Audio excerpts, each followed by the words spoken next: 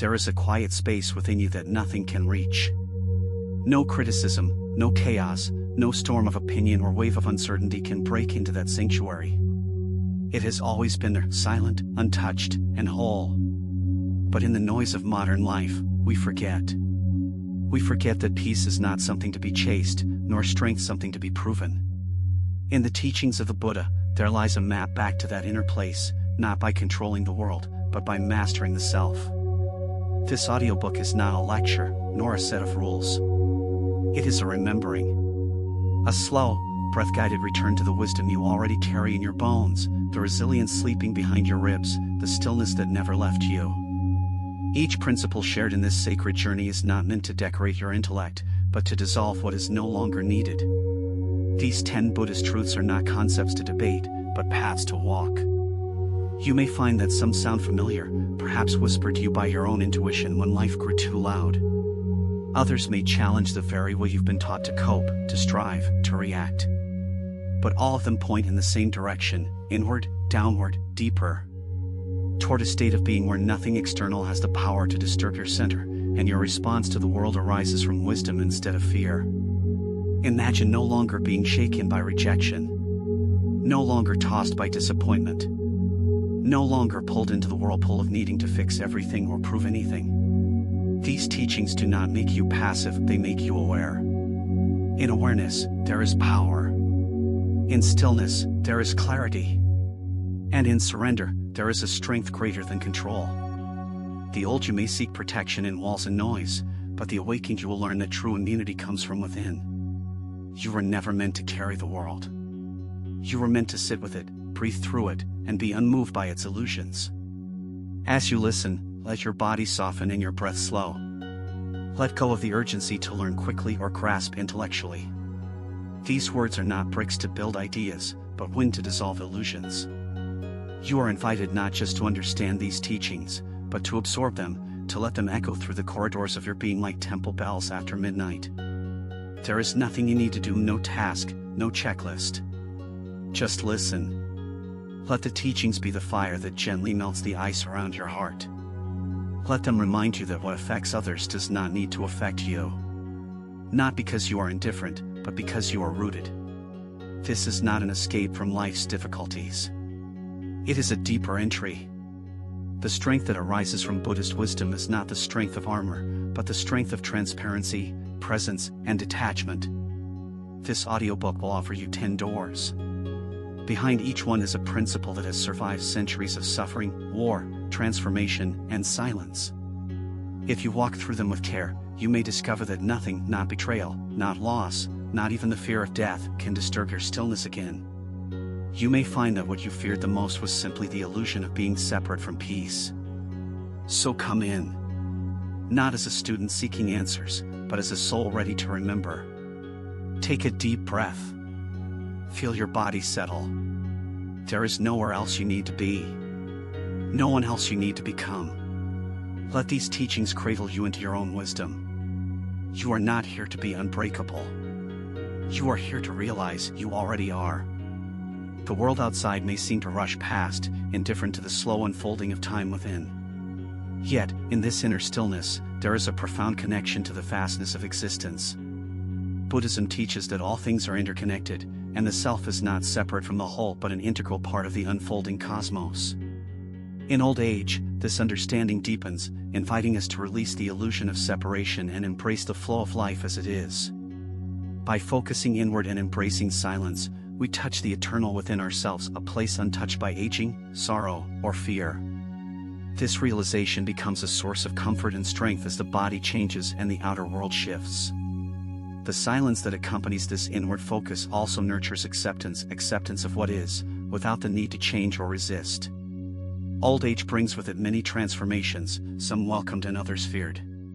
Yet, by cultivating silence, we create space to meet these changes with openness. We learn to observe our thoughts and emotions without being overwhelmed by them, recognizing that they are transient, like clouds passing through the sky. This detachment is not coldness but a compassionate witnessing that allows us to find peace amidst impermanence. It is the art of living fully present, even as the world changes around us. As the mind grows quieter, deeper questions arise, questions about meaning, purpose, and the nature of the self. In the stillness, we can face these questions without anxiety, allowing the answers to come not from intellectual effort but from intuitive knowing. Buddhism teaches that the true self is beyond name and form, a silent presence that observes and embraces all experiences. Focusing on yourself in old age is an invitation to rest in this presence, to experience yourself as more than the body or the story you have lived. This resting in the self is a return home, a sacred retreat from the endless seeking that occupied much of life's earlier chapters. Finally, this inward focus and silence offer a profound freedom, the freedom to be exactly as you are, without pretense or fear. It is a liberation from the need to prove, to perform, or to control. In this freedom, old age becomes a sacred time of blossoming, where the soul can unfold in its natural beauty. The silence held within becomes a refuge and a source of deep joy, reminding us that even in the final stages of life, there is immense richness, meaning, and peace. By focusing on yourself and staying silent, you honor the sacredness of this time, embracing the wisdom that only age and silence can reveal. As old age unfolds, the silence we cultivate within becomes a profound companion, revealing layers of ourselves that were previously hidden beneath the clamor of life's demands. This silence is not emptiness, it is a fertile ground where the seeds of true self-awareness can sprout and grow. In this sacred quiet, the mind's habitual restlessness begins to dissolve, and what remains is a gentle presence, a deep stillness that welcomes whatever arises without resistance. Through this practice, we learn that focusing on ourselves is not an act of selfishness but one of deep respect for the soul's needs, especially in the final chapters of life where every moment carries a weight of preciousness. To stay silent in old age is to honor the natural rhythms of life and death, embracing the wisdom that comes with time. Silence becomes a form of listening, not just to the external world but to the subtle whispers of the heart and the quiet voice of intuition. It is in this listening that we find guidance beyond words, a wisdom that transcends logic and connects us to the universal flow of existence. This inner listening cultivates patience and acceptance, softening the harsh edges of regret and fear that may surface as the body weakens and memories fade. The silence nurtures a gentle compassion, both for oneself and for the inevitable transitions that define this phase. As we focus inward, the practice of mindfulness deepens naturally. Mindfulness in old age is not about chasing goals or fixing problems but about fully inhabiting the present moment with kindness and curiosity. Each breath becomes a touchstone, anchoring us to the now and reminding us of the sacredness of life itself. The aging body, once a vessel of vigor, now invites us to slow down, to observe with a quiet fascination the sensations, thoughts, and emotions that arise. Through this mindful attention, we cultivate a sense of gratitude for the gift of being alive, no matter the limitations or challenges we face. This gratitude transforms silence from a void into a space filled with reverence. In the silence of old age, the practice of detachment gently unfolds. This detachment is not a cold disengagement but a loving release from the attachments that bind us to pain and suffering. We begin to see the impermanence of all things more clearly, the passing of time, the fading of the body, the ebb and flow of emotions. This awareness does not lead to despair but to liberation, as we recognize that clinging only intensifies suffering. Buddhism teaches that freedom arises when we let go, and in old age, this lesson becomes more tangible than ever. Silence provides the space to loosen these attachments with grace, allowing the heart to expand into a peaceful acceptance of the natural cycle of life. The inward focus of old age also reveals the interconnectedness of all beings. While we may spend more time alone in silence, we are never truly separate from the vast web of life. Each breath we take is shared with the earth, the sky, and all living creatures. This realization deepens our compassion, inspiring a profound sense of unity with the world around us. In the stillness, the boundaries between self and others soften, and we glimpse the eternal truth that all life is interwoven. This awareness offers comfort and a sense of belonging that transcends physical presence, reminding us that even in silence and solitude, we are part of something infinitely greater. In the stillness of silence, old age can also become a time of healing wounds that have lingered beneath the surface for years or decades. The quiet invites unresolved emotions to arise gently, giving them space to be acknowledged and released. Through compassionate attention, we learn to forgive ourselves and others, softening the heart and dissolving old grievances. This process is not always easy, it requires courage and patience. But within the silence, there is also a profound support, a witnessing presence that holds us tenderly. Healing in old age is a sacred journey, a final unfolding toward wholeness and peace. The practice of focusing on yourself and remaining silent also fosters humility, a recognition of the limits of control and the mystery of existence. Old age humbles us, reminding us that despite our efforts, many things lie beyond our grasp. This humility does not diminish our value, rather, it opens us to a deeper wisdom that embraces uncertainty and change. In this surrender, we discover a profound freedom, the freedom to rest in what is, without striving or resistance. The silence becomes a sanctuary where we can simply be, free from the pressures of achievement or validation. This freedom is a precious gift of the later years, a portal to a serenity that eluded us in earlier stages of life. Moreover, silence invites us to reconnect with the essence of our true nature, beyond the roles we have played and the identities we have assumed. In old age, these external labels lose their power, and what remains is the core of being, untouched by time. Buddhism calls this the Buddha nature, the inherent enlightenment present within all beings. By focusing on yourself in silence, you open the door to this deep inner truth, allowing it to shine with quiet brilliance. This realization brings a profound peace, a sense of homecoming that nurtures the soul and calms the restless mind. It is a reminder that at our core, we are whole and complete, regardless of age or circumstance. Finally, the silence of old age fosters gratitude not only for the gifts of life but for the very process of aging itself. Each wrinkle, each ache, each moment of stillness is a testament to a life lived, a story told. Gratitude softens the heart and opens it to joy, even amid the challenges that come with time. It is a practice of recognizing the sacred in the ordinary, the divine in the simple breath. This gratitude nurtures resilience, enabling us to face the unknown future with courage and grace. Through silence and self-focus, old age becomes not a decline but a profound blossoming into wisdom and compassion. In the stillness that embraces old age, the mind learns to settle like sediment in clear water, revealing the depths of the soul that were often obscured by distraction. This stillness is not empty silence but a vibrant field of awareness where every thought and feeling can be observed with gentle curiosity. By focusing inward, we begin to understand the subtle interplay between body, mind, and spirit, a dance that continues even as the physical vessel ages. This awareness invites compassion for the inevitable vulnerabilities of the body and a quiet acceptance of the impermanence that colors all existence. Old age offers a unique perspective on the nature of time. Where once time seemed abundant and endlessly stretching into the future, now it appears precious and fleeting. The practice of focusing on yourself and staying silent cultivates a deep appreciation for the present moment, where life truly unfolds. Each breath, each heartbeat becomes a sacred occasion, a chance to be fully present without the rush or worry that once consumed the younger self. This mindfulness transforms ordinary moments into portals of peace, where the soul can rest and rejuvenate in the embrace of now. The practice of silence in old age also reveals the subtle layers of the self that are often hidden beneath surface identities. As the external roles fade, the professional, the caregiver, the parent, the core self emerges more clearly. This emergence is both humbling and liberating. It reminds us that beneath all titles and achievements lies a timeless essence, untouched by the passing of years.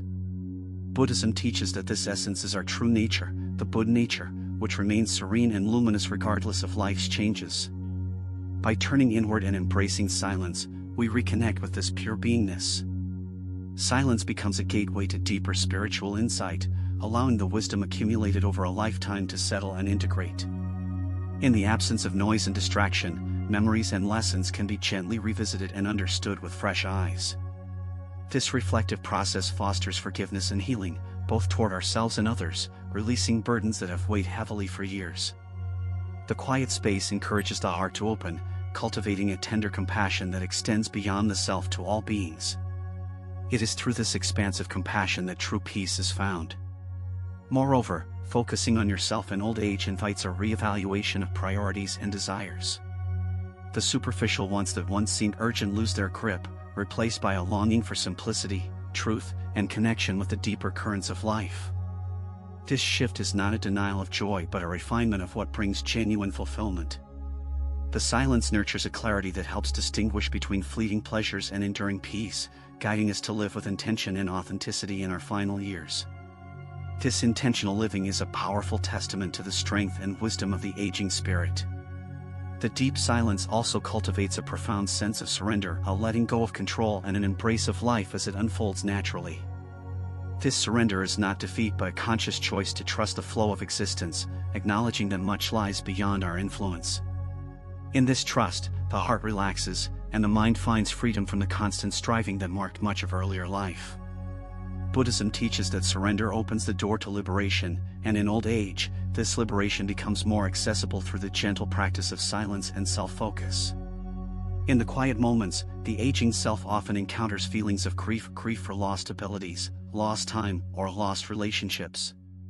These emotions are natural and deserve to be held with kindness and presence. Silence provides a safe container for this grieving process, allowing sorrow to arise without being suppressed or exaggerated. Through mindful attention, grief becomes a passage rather than a prison, leading to acceptance and peace. It is through this compassionate witnessing of our own pain that healing can gently unfold, revealing the resilience and depth of the human spirit.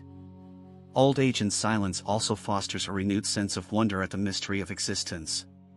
Without the distractions of ambition and social obligation, the mind is free to contemplate the profound questions of life. Who am I beyond this body? What is the nature of suffering and joy? What is the path to true freedom? Buddhism encourages such inquiry not as an intellectual exercise but as a lived experience. In the stillness, these questions open into direct experience, revealing insights that transcend words and concepts. This awakening is a precious gift of the later years. The practice of focusing inward in old age is also an act of great courage. It means facing the unknown, embracing uncertainty, and sitting with the paradoxes of existence. It calls for honesty and vulnerability, as we meet ourselves without the distractions of busyness or avoidance. This courageous facing opens the way to authenticity, where we can live the remainder of our lives in alignment with our deepest values and truths. In this alignment, peace naturally arises, and the silence becomes a sanctuary of profound belonging. Finally, silence in old age teaches us about the power of presence, the simple yet profound act of being fully here, now. This presence is the heart of Buddhist practice and the foundation of all true wisdom. By focusing on yourself and cultivating silence, you cultivate presence, and in presence, you find liberation. Old age, often misunderstood as a time of loss, becomes instead a sacred opportunity to deepen your connection with life, with yourself, and with the vast mystery that enfolds us all. In the stillness of old age, the mind's chatter gradually fades, revealing a landscape vast and uncharted, the inner world that often remains unexplored amidst the busyness of youth and middle age. This inner silence invites a profound reflection on the nature of self, time, and existence. We come to understand that life is a fleeting moment, like the delicate bloom of a flower or the soft fall of autumn leaves. This awareness encourages us to release the grasping and clinging that cause suffering, and instead, to rest in the present moment with gentle acceptance. Focusing on yourself and staying silent opens the doorway to this deep knowing, where time dissolves and what remains is pure being. This phase of life calls for a new kind of strength, not the forceful energy of action and control, but the quiet power of surrender and trust. Buddhism teaches that true strength lies in yielding, in the ability to accept life's changes without resistance. In old age, this teaching becomes tangible as we face physical decline, loss, and uncertainty. The silence we cultivate becomes a refuge where we find the courage to meet these realities with dignity and grace. Through this surrender, we discover that vulnerability is not weakness but a profound form of bravery, the bravery to be fully human and to embrace all that life offers without fear. The practice of silence in old age also deepens our connection to compassion, both for ourselves and for others. As we become more attuned to our own fragility and impermanence, our hearts naturally soften toward the suffering of others. This compassion is not born from obligation but from genuine understanding and empathy. In moments of quiet reflection, we may feel a tender kinship with all beings who navigate the challenges of life and death. This awareness fosters a sense of unity that transcends individual concerns, connecting us to the vast community of life with kindness and respect. The silence we cherish becomes a bridge to love and service. With silence comes clarity, a clarity that reveals what truly matters in the twilight years. Many of the distractions that once seemed important lose their grip, and priorities shift toward the essential: peace, connection, and meaning. Focusing inward helps us discern the voices of attachment, desire, and fear, allowing us to choose wisely where to place our attention. This clarity simplifies life, reducing unnecessary noise and cultivating a sense of spaciousness in the heart and mind. The silent space within becomes a sanctuary where we can rest, reflect, and renew, free from the chaos of external demands. In this space of renewed clarity, forgiveness emerges as a vital practice. Old age offers an opportunity to release long-held grievances and regrets, freeing the heart from burdens that weigh it down. Forgiveness is not about condoning harm or forgetting the past, rather, it is a conscious decision to let go of resentment and to heal the wounds that hinder peace. Through silence and self-focus, we find the strength to forgive ourselves and others, allowing love to replace bitterness. This transformative process opens the door to inner freedom and joy, enabling us to live the remaining years with grace and lightness. The silent focus on the self also nurtures patience, the gentle acceptance of life's pace, and the recognition that all things unfold in their own time. Patience is a form of wisdom that honors the natural flow of life without forcing or rushing. In old age, patience becomes essential as the body and mind change, and as new challenges arise. Through silent mindfulness, we cultivate this patience, learning to embrace each moment fully and without judgment. This acceptance softens the mind's resistance and deepens our capacity to experience peace, no matter the circumstances. As the silence deepens, old age reveals itself as a sacred journey, a path of unfolding and transformation that leads us beyond the surface of everyday concerns to the heart of existence. It is a time to cultivate spiritual practice with renewed dedication, to sit in meditation, and to listen to the wisdom that arises from stillness. This journey invites us to awaken to the impermanence of all things and to rest in the unchanging presence that underlies all life. Through focusing on ourselves and embracing silence, we align with this eternal truth, finding comfort and hope amid life's inevitable changes. The silence of old age also invites a gentle detachment from material concerns and social expectations. The roles and identities that once defined us gradually fall away, revealing the essence of who we are beyond titles and achievements. This shedding is not loss but liberation, as we reconnect with the simple truth of our being. Buddhism teaches that attachment to transient things is a root of suffering, and in this stage, we have the opportunity to practice non-attachment with sincerity and depth. Through silence, we discover the joy of freedom from the need to prove ourselves or to seek approval from others. Within this sacred silence, the mind gains clarity and the heart expands with unconditional love. We become witnesses to our own life story with compassion, acknowledging the joys and sorrows, the successes and mistakes, without self-judgment. This compassionate witnessing is a healing balm that soothes the spirit and nurtures inner peace. As we focus inward, we cultivate a loving kindness toward ourselves that mirrors the universal compassion Buddha embodied. This love becomes a guiding light, illuminating the path through the later years with warmth and acceptance.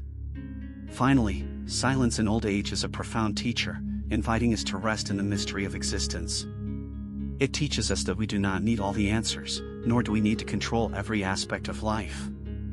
Instead, it encourages us to trust in the unfolding of the present moment and to embrace the unknown with an open heart.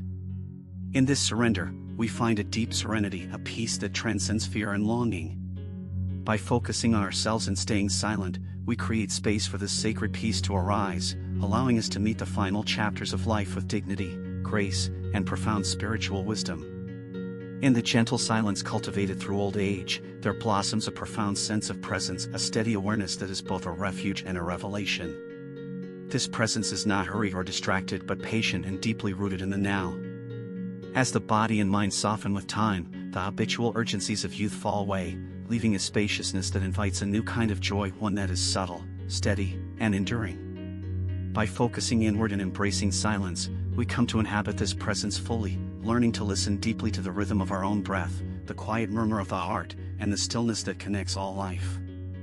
This sacred silence also opens the heart to gratitude in its purest form. Gratitude in old age is not merely an appreciation for comforts or pleasures but a profound recognition of the miracle of existence itself. Every moment becomes a gift, every breath a blessing. Even in the face of pain, loss, or uncertainty, gratitude shines as a light that softens suffering and awakens the soul to the beauty that endures beyond circumstance.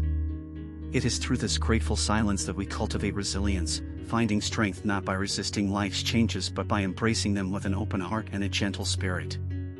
In these quiet moments, the teachings of Buddhism reveal their deepest wisdom, that the self is not a fixed entity but a flow of ever-changing experiences, sensations, and awareness.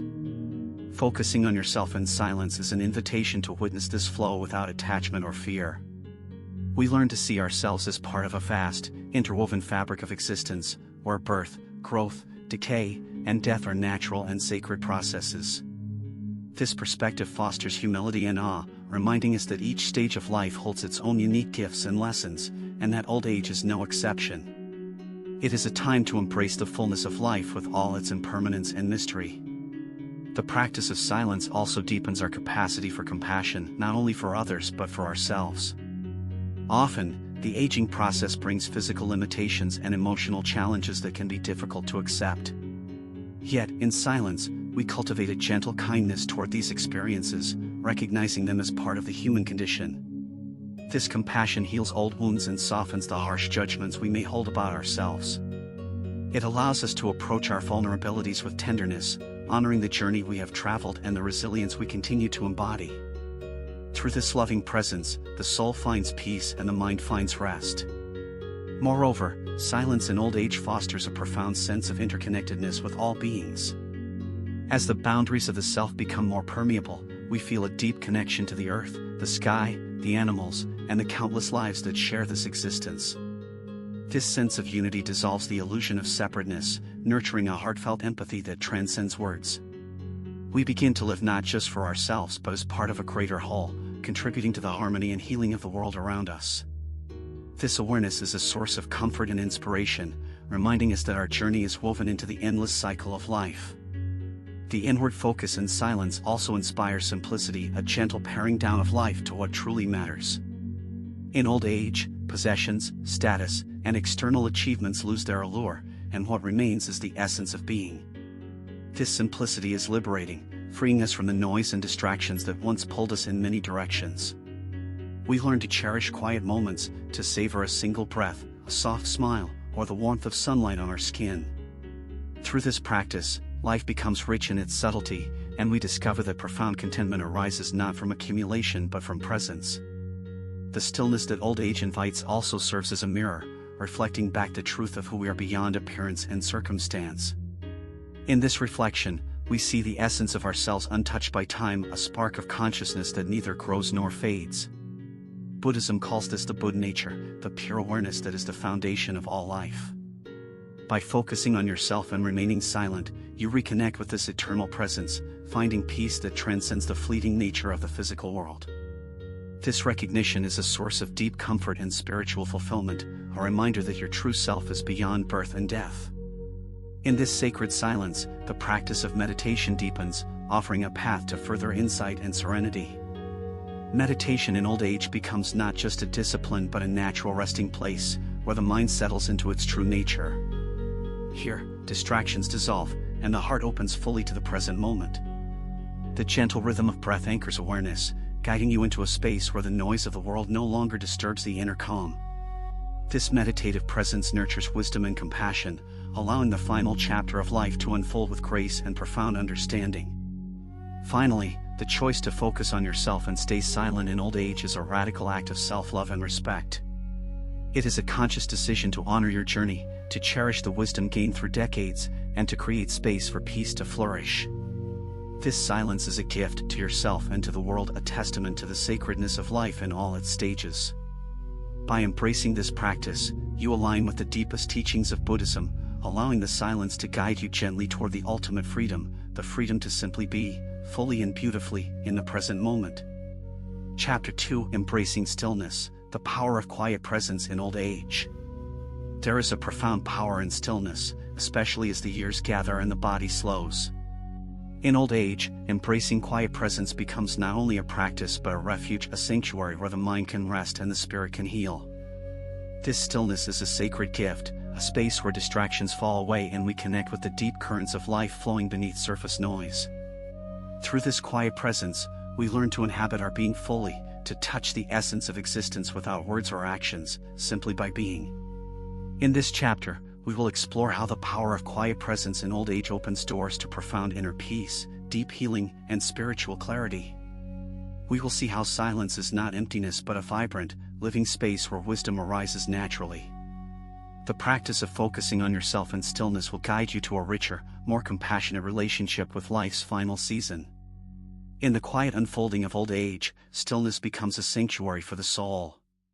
It is in this silence, beyond the noise of the world and the restless thoughts of the mind, that we begin to meet ourselves with honesty and tenderness. The external distractions that once seemed so urgent fade away, and what remains is a vast inner space waiting to be explored. This stillness is not merely the absence of sound, but a living presence, a gentle embrace that holds us in the moment without judgment or expectation. It is here, in this sacred silence, that the journey inward begins, revealing layers of the self that were hidden beneath the busyness of life. With each breath, the mind softens, and a deep calmness settles, allowing us to rest fully in what is, without needing to change or resist. This moment of quiet presence opens a door to profound insight, a chance to see life and ourselves with fresh clarity and compassion. As the body grows frail and the pace of life slows, the invitation to stillness becomes ever more important. Buddhism teaches that in stillness, the true nature of the mind reveals itself, clear, spacious, and free. Yet, this stillness can be challenging to embrace, especially when the mind clings to memories, worries, or regrets. The practice of focusing on yourself in silence is a gentle training, a gradual learning to release these attachments and to settle into the flow of the present. It is a sacred discipline that invites patience and kindness toward oneself, acknowledging that the mind will wander and resist before it finds its natural rest. This process, repeated day by day, unfolds like a delicate flower opening to the sun, slow, intentional, and beautiful. In old age, this gentle cultivation of stillness becomes a profound gift, nurturing peace and wisdom in the heart. The power of quiet presence also lies in its ability to transform suffering. As the body weakens and memories fade, the mind may experience fear, loneliness, or grief. Yet, in silence, we find a space where these emotions can arise and dissolve without becoming overwhelming. By simply witnessing pain without judgment or resistance, we cultivate a compassionate relationship with our own suffering. This compassionate witnessing is a radical act of self-love. It honors the reality of pain without being consumed by it. Buddhism calls this mindfulness, the clear seeing of things as they are. In the stillness of old age, mindfulness deepens, becoming a steady light that guides us through shadows and uncertainties. This light illuminates the path toward acceptance and healing, allowing us to embrace the fullness of life even in its most fragile moments. Stillness also awakens a profound sense of gratitude. When the mind is quiet and the heart open, we begin to notice the subtle blessings hidden in each moment. The warmth of sunlight on the skin, the soft sound of a bird's song, the gentle rhythm of breath, these simple experiences become sources of joy and connection. Gratitude in stillness is not an intellectual exercise but a felt experience, a deep bow of the heart toward life itself. In old age, cultivating this gratitude nourishes the spirit, reminding us that every moment is precious and worthy of reverence. It softens the harshness of loss and cultivates a tender appreciation for the present. Through this practice, we come to understand that even in silence, life is vibrant and full of meaning. Ultimately, embracing quiet presence in old age is an act of profound courage. It asks us to let go of the illusions of control and certainty, to surrender to the mystery of existence with open hands and a trusting heart. This surrender is not passive resignation but an active, conscious choice to live fully in the moment, to meet life's final chapters with dignity, grace, and wisdom. In this silence, the self is not lost but found, revealed as a radiant presence that transcends time and space. This presence carries the essence of Buddhist teachings, that peace arises not from external circumstances, but from the depth of our own awareness. As we focus on ourselves and stay silent, we step into this timeless truth, allowing the last season of life to unfold as a sacred journey toward awakening and liberation. In this deepening stillness, we begin to perceive the subtle rhythms of our inner world, the ebb and flow of thoughts, sensations, and emotions that rise and fall like waves on a quiet sea. Instead of fighting or suppressing these natural movements, Buddhism invites us to become gentle observers, witnessing each moment with curiosity and kindness. This mindful attention transforms the restless mind into a calm and spacious place where clarity can emerge. As we age, this practice becomes increasingly vital, it teaches us to hold even the most challenging experiences with openness, without being overwhelmed or pulled into habitual reactions. The silence cultivated in old age is not an empty void but a fertile ground for healing and insight, where the layers of accumulated stress and conditioning slowly dissolve, revealing the radiant light of our true nature beneath. This process of turning inward and embracing silence also nurtures patience, a profound acceptance of the present moment as it is, without rushing or resistance. Patience is a quiet strength, a form of wisdom that allows us to flow harmoniously with life's changes instead of struggling against them. In old age, patience becomes essential, as the body and mind naturally slow down, and unexpected challenges arise. Through silent meditation and focused awareness, we cultivate this patience, learning to greet each moment with grace and equanimity.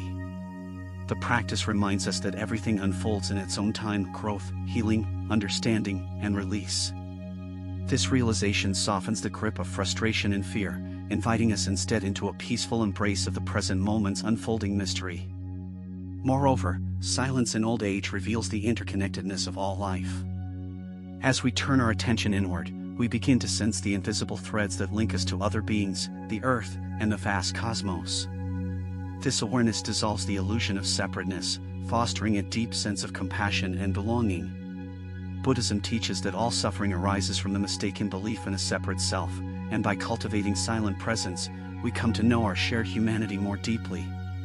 This sense of unity inspires kindness, generosity, and a heartfelt desire to alleviate the suffering of others. In the quiet spaces of old age, our hearts expand beyond personal concerns, touching the infinite web of life with reverence and love. The practice of focusing on yourself in silence also offers a path to forgiveness, both toward oneself and others. With the clarity gained through meditation and reflection, old wounds and regrets may surface, seeking acknowledgement and release. Forgiveness is not forgetting or excusing harm, but a conscious choice to let go of bitterness and resentment that weigh heavy on the heart. Through this compassionate release, we free ourselves from the chains of the past, opening space for healing and renewal. This gentle act of forgiveness nurtures peace within and transforms our relationships, allowing us to live the remaining years with lightness and joy. In silence, the heart's capacity to forgive deepens, becoming a wellspring of grace that flows freely through our lives. In embracing stillness and silence, we also find a renewed connection to simplicity. Old age invites us to pare away the unnecessary, to focus on what truly matters beneath layers of distraction and noise. This simplicity is not deprivation but liberation, a return to the essential essence of life. Through silent contemplation, we learn to appreciate the beauty in small moments: a quiet morning, the touch of a loved one's hand, the gentle rhythm of breath. These simple experiences become profound sources of fulfillment, revealing that joy does not depend on external circumstances but arises naturally from within. By focusing inward, we cultivate a life rich in meaning and peace, regardless of what unfolds around us. The stillness we cultivate also nurtures wisdom, a deep, embodied understanding of the nature of existence. In the silence of old age, the mind's habitual chatter slows, allowing insight to arise spontaneously. This wisdom is not intellectual but intuitive, a knowing that transcends words and concepts. It reveals the impermanence of all things and the interdependent nature of life. Through meditation and reflection, we come to see that clinging and aversion cause suffering, and that true freedom lies in acceptance and compassion. This awakening transforms the experience of aging, turning it from a time of loss into a sacred journey of growth and liberation. Finally, the practice of focusing on yourself and staying silent in old age is an invitation to rest deeply in your true nature, the unchanging presence beneath the changing body and mind. Buddhism calls this the Buddha nature, the pure awareness that is always present, regardless of circumstances. By cultivating stillness and silence, you reconnect with this eternal presence, finding peace that transcends fear, doubt, and longing. This resting place offers solace and strength, guiding you gently through life's final chapters. In this sacred space, the journey of old age becomes not an ending but a profound beginning, a blossoming into wisdom, compassion, and freedom that shines brightly in the twilight of life. As stillness deepens, the boundaries between self and other begin to soften, revealing a profound truth, that life is a continuous flow, an interconnected dance where no one exists in isolation. This realization brings a gentle humility, as we understand that our personal story is but one thread woven into the vast tapestry of existence. In old age, this sense of interconnectedness becomes clearer, offering comfort and meaning as we recognize our place within the greater whole. Buddhism teaches that clinging to a separate self creates suffering, but embracing this unity nurtures peace and compassion. By focusing quietly on ourselves and embracing silence, we open to the subtle awareness of this interbeing, where our joys and sorrows mingle with those of all beings. This shared experience dissolves loneliness and fosters a deep, abiding sense of belonging. The quiet moments of old age invite us to listen deeply not only to our own inner landscape but to the world around us. Through attentive silence, the ordinary transforms into the extraordinary, the rustling of leaves becomes a sacred song, the touch of a breeze a gentle reminder of life's constant movement. This heightened awareness awakens gratitude and reverence for the present moment, encouraging us to slow down and savor each breath, each sensation. In these moments, time seems to expand, and we glimpse the infinite within the finite. Such mindfulness nourishes the soul, allowing us to experience a fullness that transcends physical limitations or external circumstances. The practice of silent presence thus becomes a doorway to profound joy and peace, accessible at any age. Moreover, embracing silence in old age supports emotional healing by creating space for unresolved feelings to surface safely. Often, hidden grief, regrets, or unspoken words linger beneath the surface, quietly shaping our experience. In the calm refuge of silence, we allow these emotions to arise without judgment, honoring their presence with gentle awareness. This acceptance fosters transformation, as the heart gradually releases burdens it has carried for years.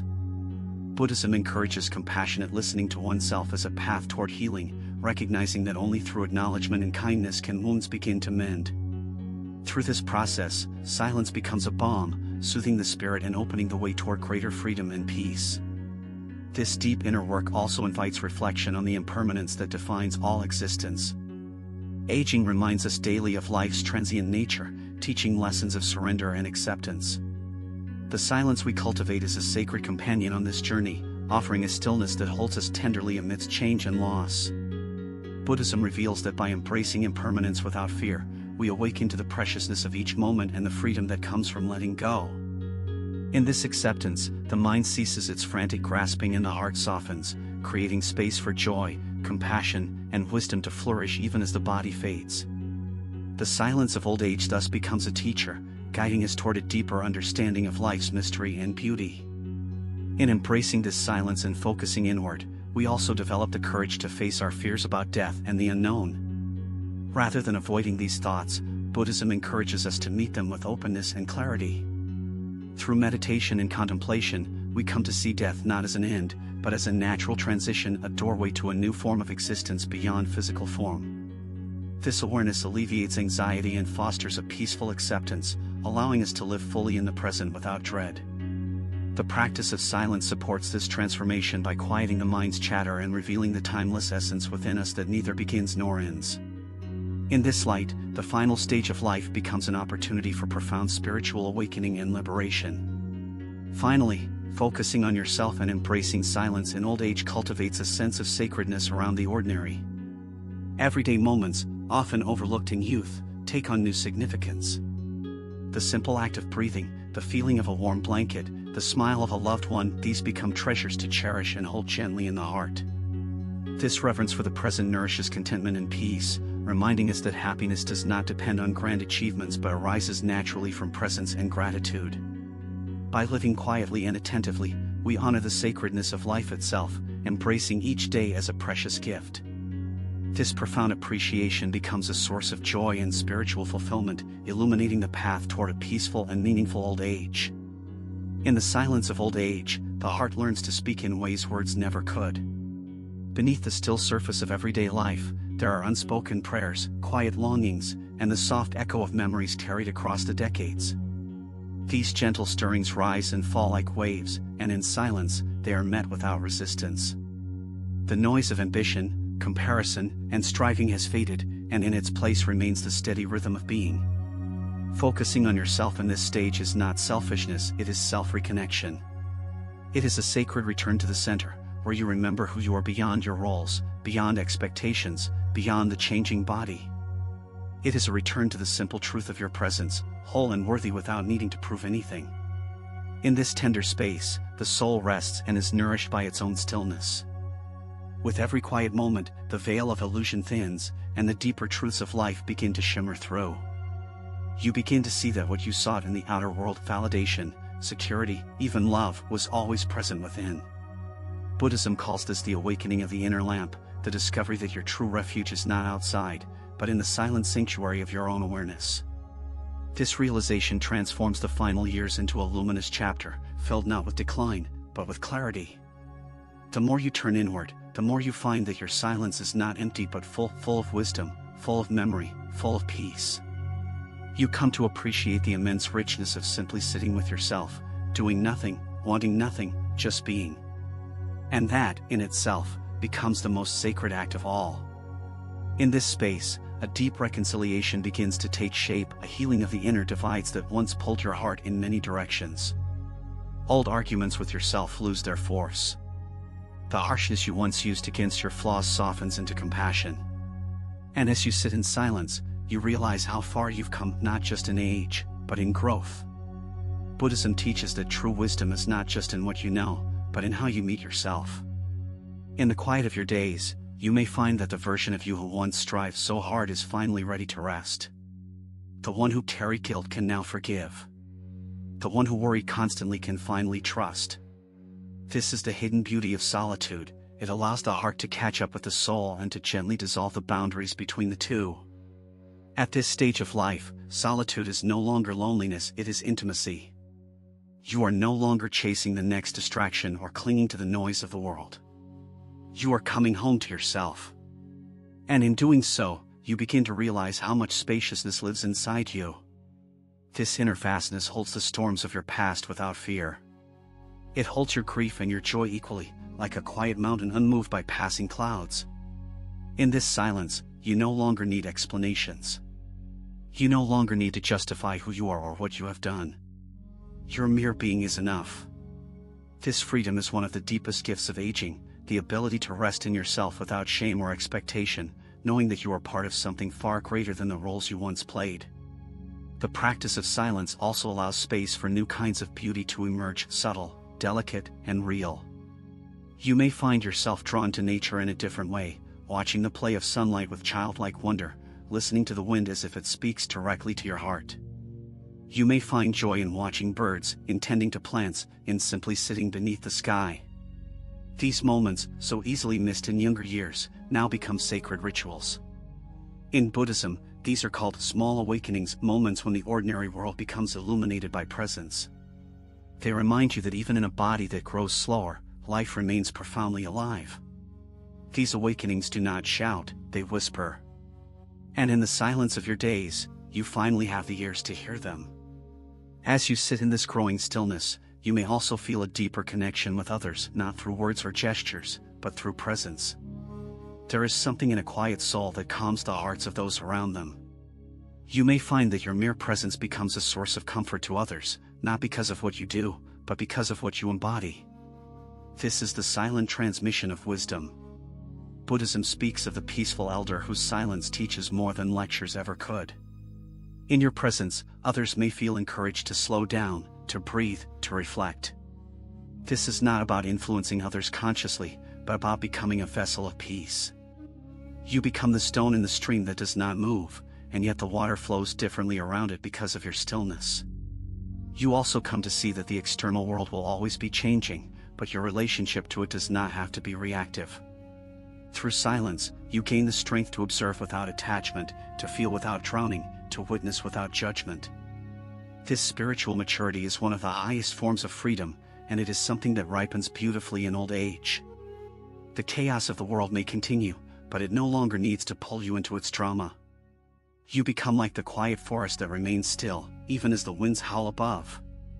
This is the essence of Buddha's presence, still, alert, compassionate. You are not asleep, you are awake in the most peaceful way. As you continue to rest in silence, a quiet knowing arises, one that has nothing to prove, nothing to seek, nothing to fix. This knowing is not loud or certain like youth's ambitions, it is soft, steady, and kind. It understands that life was never about control, but about flow. It doesn't need to go back or rush ahead. It accepts things as they are. In the teachings of Buddhism, this is the heart of equanimity, the calm abiding mind that welcomes both sunshine and storm without resistance. In old age, this equanimity becomes a refuge. You are no longer pulled by the currents of gain and loss. You learn to bow to life, just as it is imperfect, impermanent, yet profoundly sacred. The silence you now inhabit becomes the cradle of this wisdom, allowing you to live each moment fully, with nothing held back. This depth of silence also brings peace with the unknown. The future no longer holds the same urgency, and the past no longer chains the heart. There is only the moment, the inhale and exhale, the beat of your heart, the rhythm of the world as it continues without your interference. Buddhism teaches that peace is not the absence of problems, but the presence of stillness in the midst of them. In your quiet focus on yourself, you come to embody this teaching. There may still be challenges, pain, or uncertainty, but they do not disturb the stillness at your core. You have discovered a sanctuary within, and no external change can take it from you. This is the ultimate freedom, and it is yours now, not someday, not after more effort, but here, in this moment of silent presence. In this peaceful inward turn, you begin to touch the mystery that lies at the heart of existence. Words cannot capture it. It is the silence before sound, the stillness before form, the awareness that watches but does not interfere. Buddhism calls it the unborn, the aspect of your being that was never created and cannot be destroyed. It is what watches the body grow old but does not age. It is what notices each thought without becoming it. Resting in this space, you find that you are not your fears, your regrets, or even your name. You are the awareness in which all these things arise and fall. This truth cannot be taught, it must be lived. And it is often in the final chapters of life that we are quiet enough to finally hear it, to feel it, and to rest in it fully. The practice of staying silent and focusing on yourself also gives rise to one final, subtle gift: contentment. Not the fleeting satisfaction of things going well, but the deep, unshakable contentment of simply being alive. You do not need more to feel complete. You do not need recognition, applause, or even understanding. You need only the present moment, and your presence within it. This is the most radical act of love, to sit quietly with yourself and find nothing lacking. In Buddhism, contentment is seen as a form of enlightenment. It means you are no longer grasping at what is outside of you, you have come home. And in that home, you are safe, at peace, and whole. As the outer world grows quieter in old age, the inner world begins to sing. It may be a soft song, one of gratitude, forgiveness, and peace. It may carry the notes of memories long cherished or the sweet ache of letting go. Whatever its tune, it is yours alone, a sacred melody shaped by a life lived fully. In silence, you begin to hear this song more clearly, and you realize it has always been there, just beneath the noise. This is your soul's voice, the voice of your truest self, emerging at last in the space you've made by choosing stillness. And when you listen to it with full presence, you are not alone. You are held by the great mystery of life, supported by the breath of existence, and embraced by the same silence that lives in all things. So now, in this time of life, let yourself rest. Let yourself listen. Let yourself soften into the quiet wisdom that has been waiting for you all along. Focus on yourself not as a way of separating from the world, but as a way of remembering your place in it. Stay silent not to retreat from life, but to hear it more clearly. For in this silence, you will hear the truth that has no words. You will feel the peace that needs no explanation. And you will know deep in your bones that this moment, this breath, this stillness is enough. Chapter 3: Letting Go is the highest form of strength. There comes a time in life, especially in old age, when we realize that holding on no longer serves us. All the things we once clutched, expectations, identities, grudges, ambitions, begin to feel heavy. Buddhism reminds us that this heaviness does not belong to us, it is the weight of attachment, and it can be set down. The older we grow, the clearer it becomes that peace does not lie in accumulation but in release. We have spent years trying to build, achieve, prove, and possess. But now, in the stillness of this new season, we are invited to let go. To let go of the need to be understood.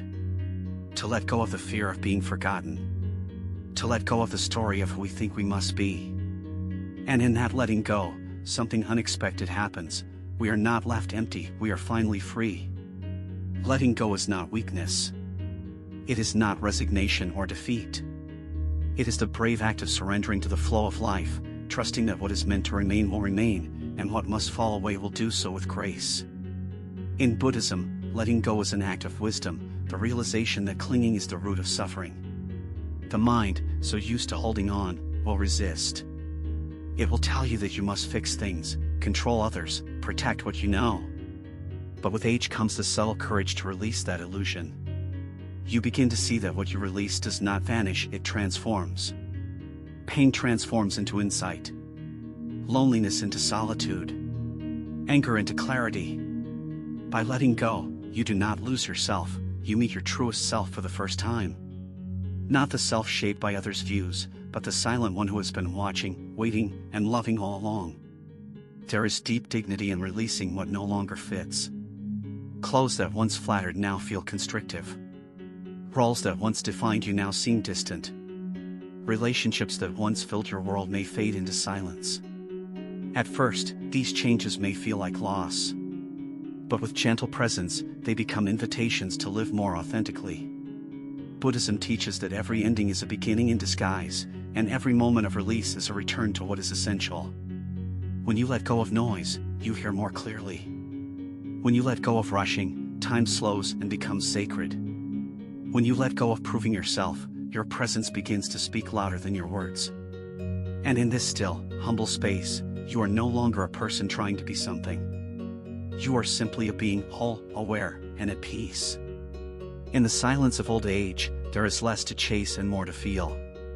The letting go that comes now is not about giving up life but about stepping more deeply into it.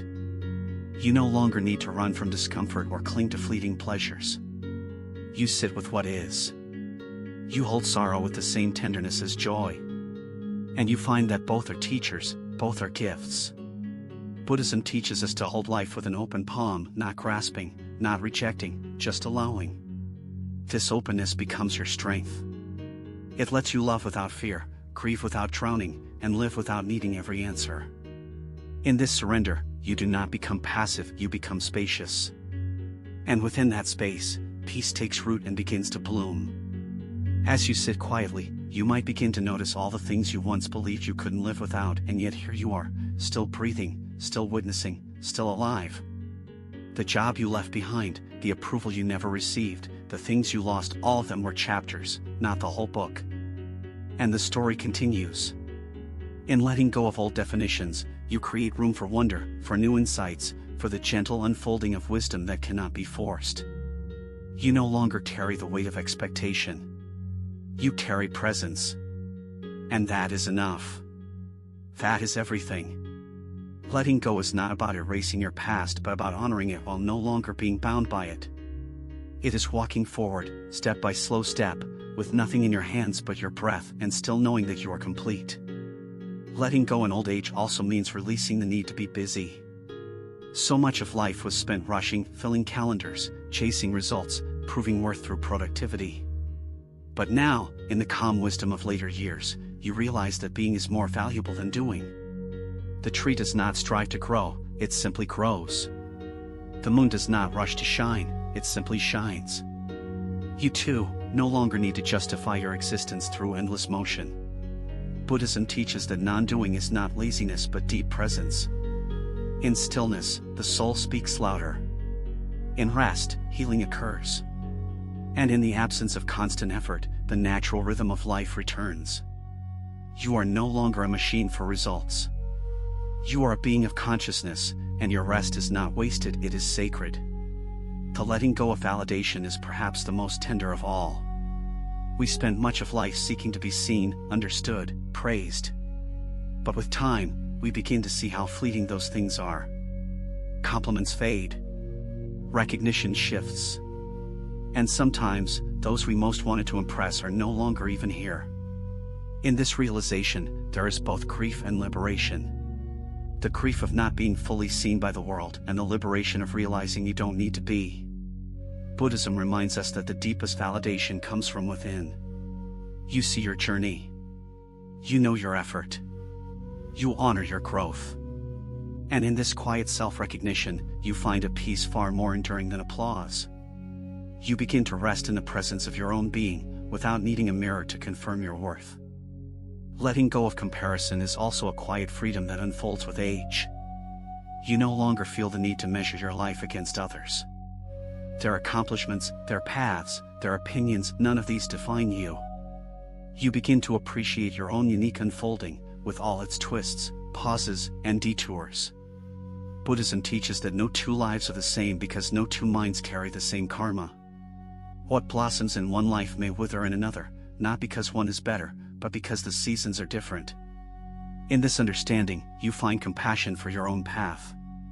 You stop asking, "Why didn't I do more?" and start whispering, "I did what I could." That shift, subtle but powerful, is an act of self-love born of deep release. There's also a gentle letting go of control. In earlier years, you may have tried to manage everything: outcomes, people, future plans. But with time, you come to see that control is an illusion, and peace lies in surrender. You don't know what tomorrow holds, but you can breathe into today. You don't need to direct the actions of others, you need only align with your own truth. The body may slow, but the spirit awakens. You find that trust begins to replace anxiety, and acceptance replaces resistance. Buddhism does not teach passive resignation, it teaches wise surrender. Letting go is not giving up, it is giving into what already is. You cease fighting reality and begin to flow with it. And in that flowing, you discover strength you never knew you had. Letting go of the past also becomes a necessary and holy task. The regrets, the guilt, the things unsaid, they rise like ghosts in quiet moments. But you do not need to carry them into every new breath. Buddhism teaches that the past is gone, and clinging to it only creates more suffering. You did what you could with what you knew.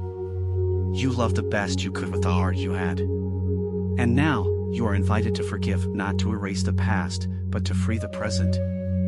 You do not need to be perfect. You need only be here. Letting go of the past is an act of radical mercy. Not for others, but for yourself. It is saying, "I no longer wish to suffer for what cannot be changed." It is choosing peace over punishment. It is choosing life, here and now.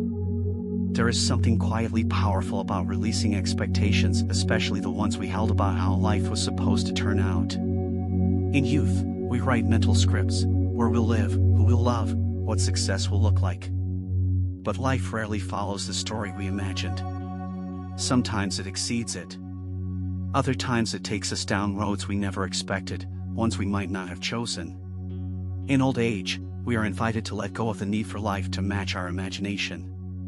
Buddhism reminds us that suffering arises when we resist what is. But peace, true, lasting peace, emerges when we soften our grip on should and instead bow gently to what is. You realize that reality, even in its rawness, is sacred. The crooked paths, the silent endings, the missed opportunities, all of them belonged. They all brought you here. Letting go also applies to the future. While the past holds its regrets and memories, the future often holds our fears.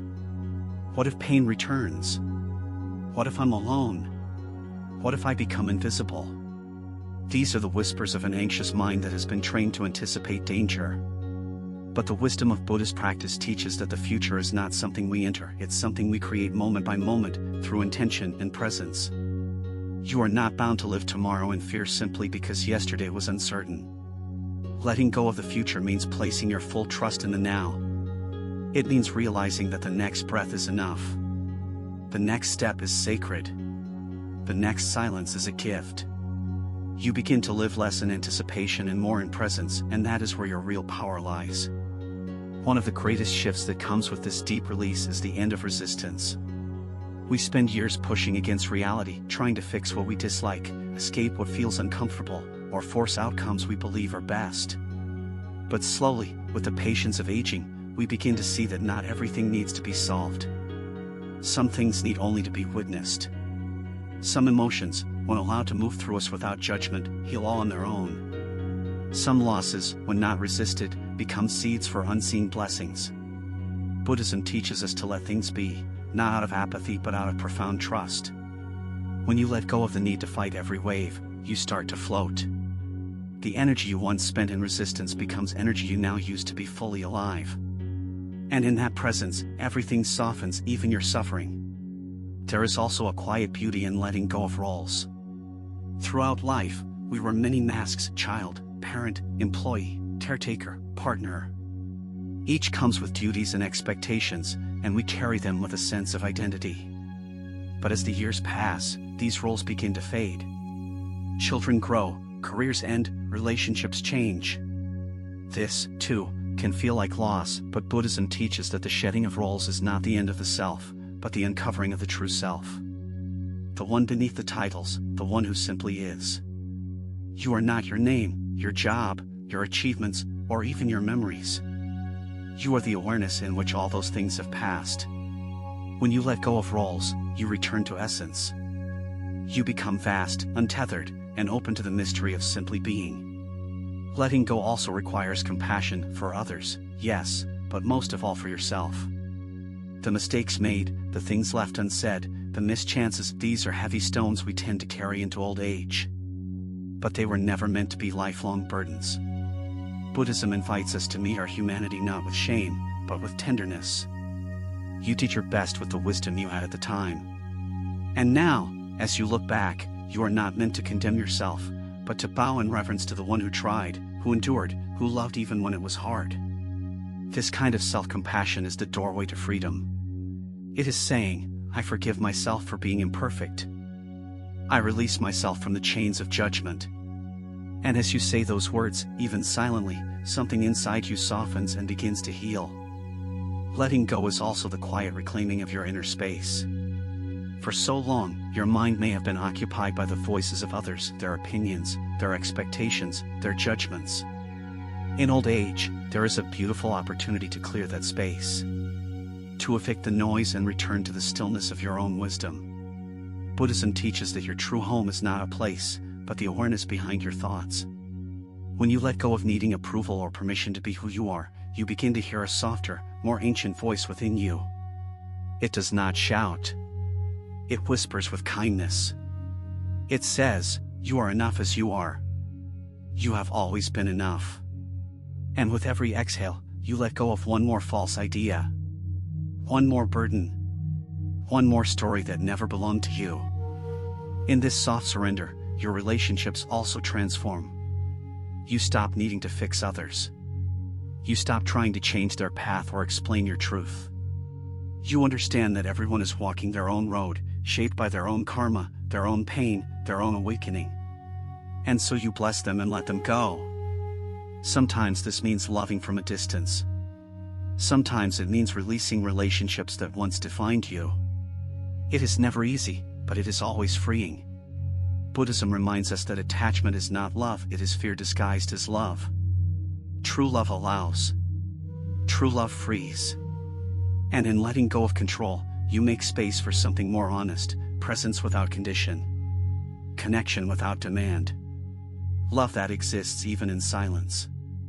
As your body ages, letting go also means softening your relationship with form. The skin changes, the muscles weaken, the energy wanes. But these are not failures.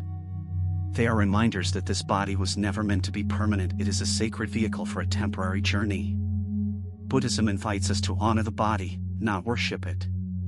To care for it with gentleness, but to know that its changes do not define our worth. You are not your body. You are the awareness that has moved through it, the breath that has animated it, the stillness that remains when it sleeps. Letting go of attachment to youth or appearance is not sadness, it is liberation. You begin to see beauty not in smoothness, but in depth. Not in symmetry, but in the lines that tell your story. You become less interested in how you look, and more in how you feel, calm, grounded, awake. Letting go is also an invitation to deepen your connection with nature. In the later years, the natural world becomes more intimate. You notice the way sunlight filters through leaves, the sound of rain on rooftops, the stillness of dawn. These were always there, but now you are finally quiet enough to feel them. Buddhism teaches that nature is not separate from us, we are part of it. Just as the tree lets go of its leaves and fall, we too are meant to release. Just as the river flows without resistance, we too can surrender to life's current. Each flower that blooms and fades is a teaching. Each season is a mirror. And in embracing nature's rhythms, we return to our own. We remember that nothing needs to be forced. That life unfolds perfectly, moment by moment, when we trust its design. There is also a profound clarity that emerges in the space of letting go.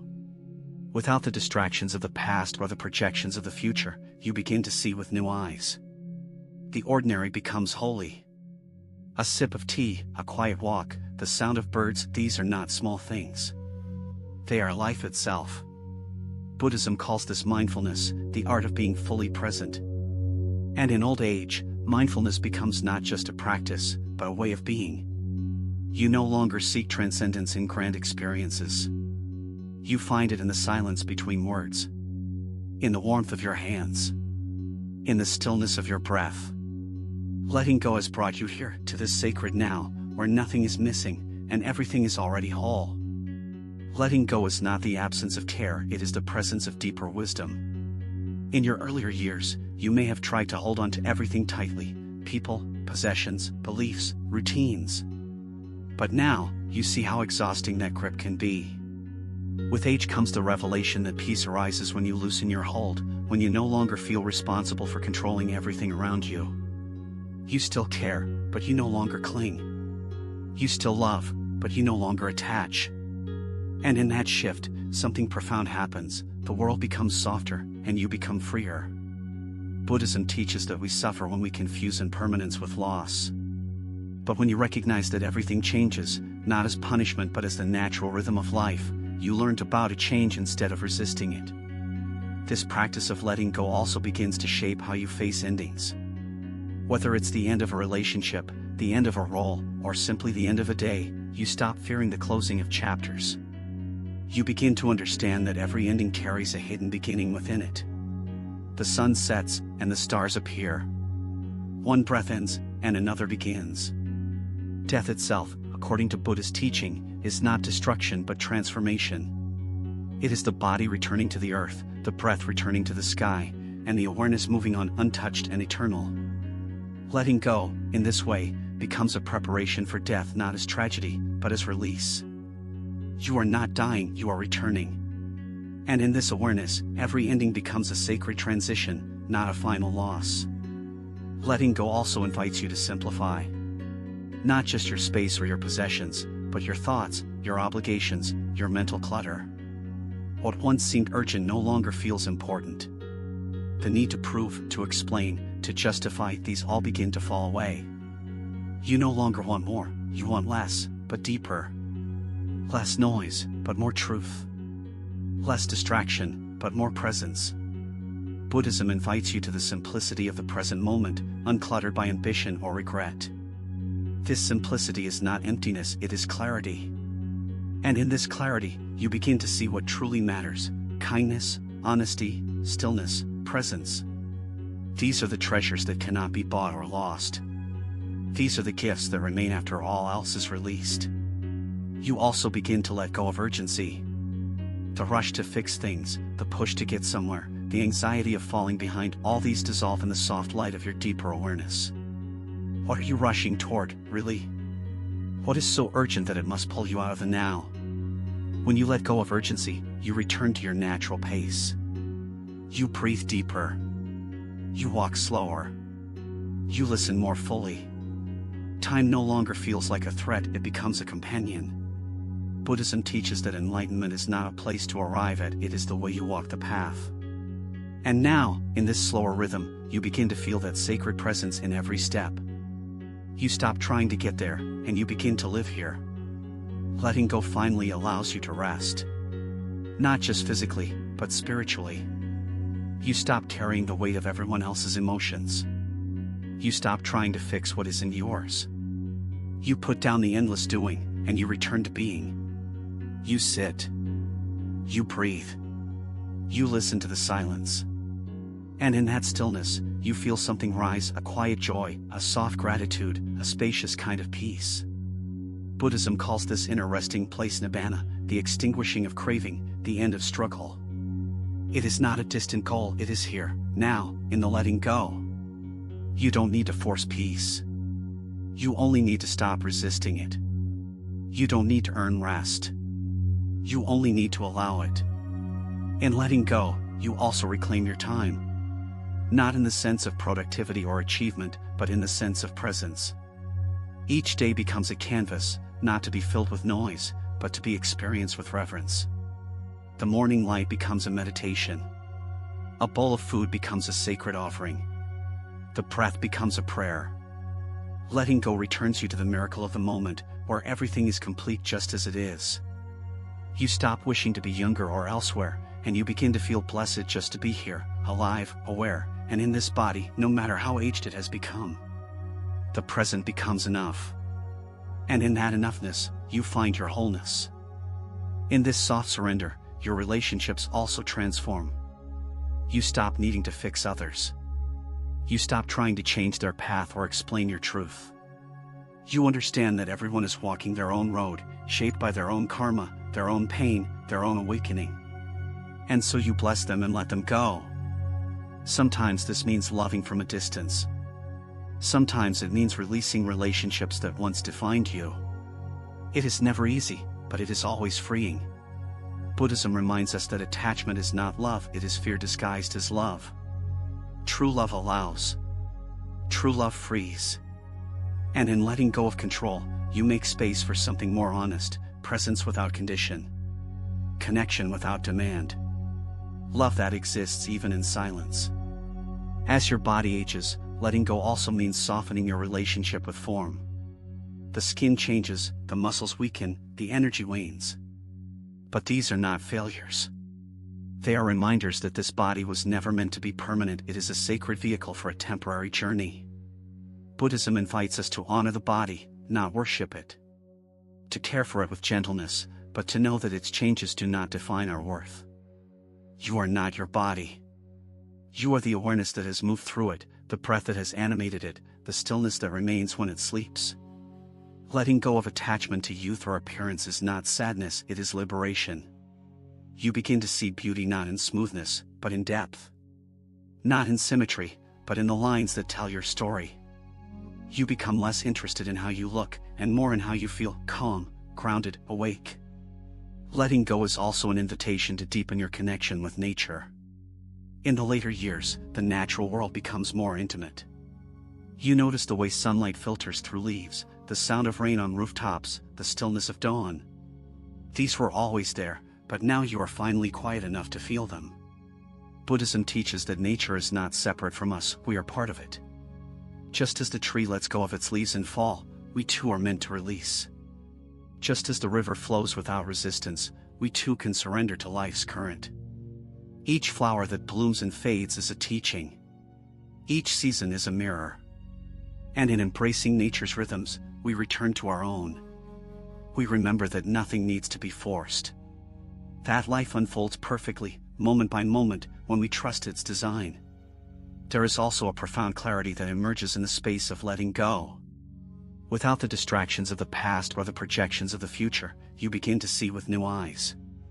The ordinary becomes holy. A sip of tea, a quiet walk, the sound of birds, these are not small things. They are life itself. Buddhism calls this mindfulness, the art of being fully present. And in old age, mindfulness becomes not just a practice, but a way of being. You no longer seek transcendence in grand experiences. You find it in the silence between words. In the warmth of your hands. In the stillness of your breath. Letting go has brought you here, to this sacred now, where nothing is missing, and everything is already whole. Letting go is not the absence of care, it is the presence of deeper wisdom. In your earlier years, you may have tried to hold on to everything tightly, people, possessions, beliefs, routines. But now, you see how exhausting that grip can be. With age comes the revelation that peace arises when you loosen your hold, when you no longer feel responsible for controlling everything around you. You still care, but you no longer cling. You still love, but you no longer attach. And in that shift, something profound happens, the world becomes softer, and you become freer. Buddhism teaches that we suffer when we confuse impermanence with loss.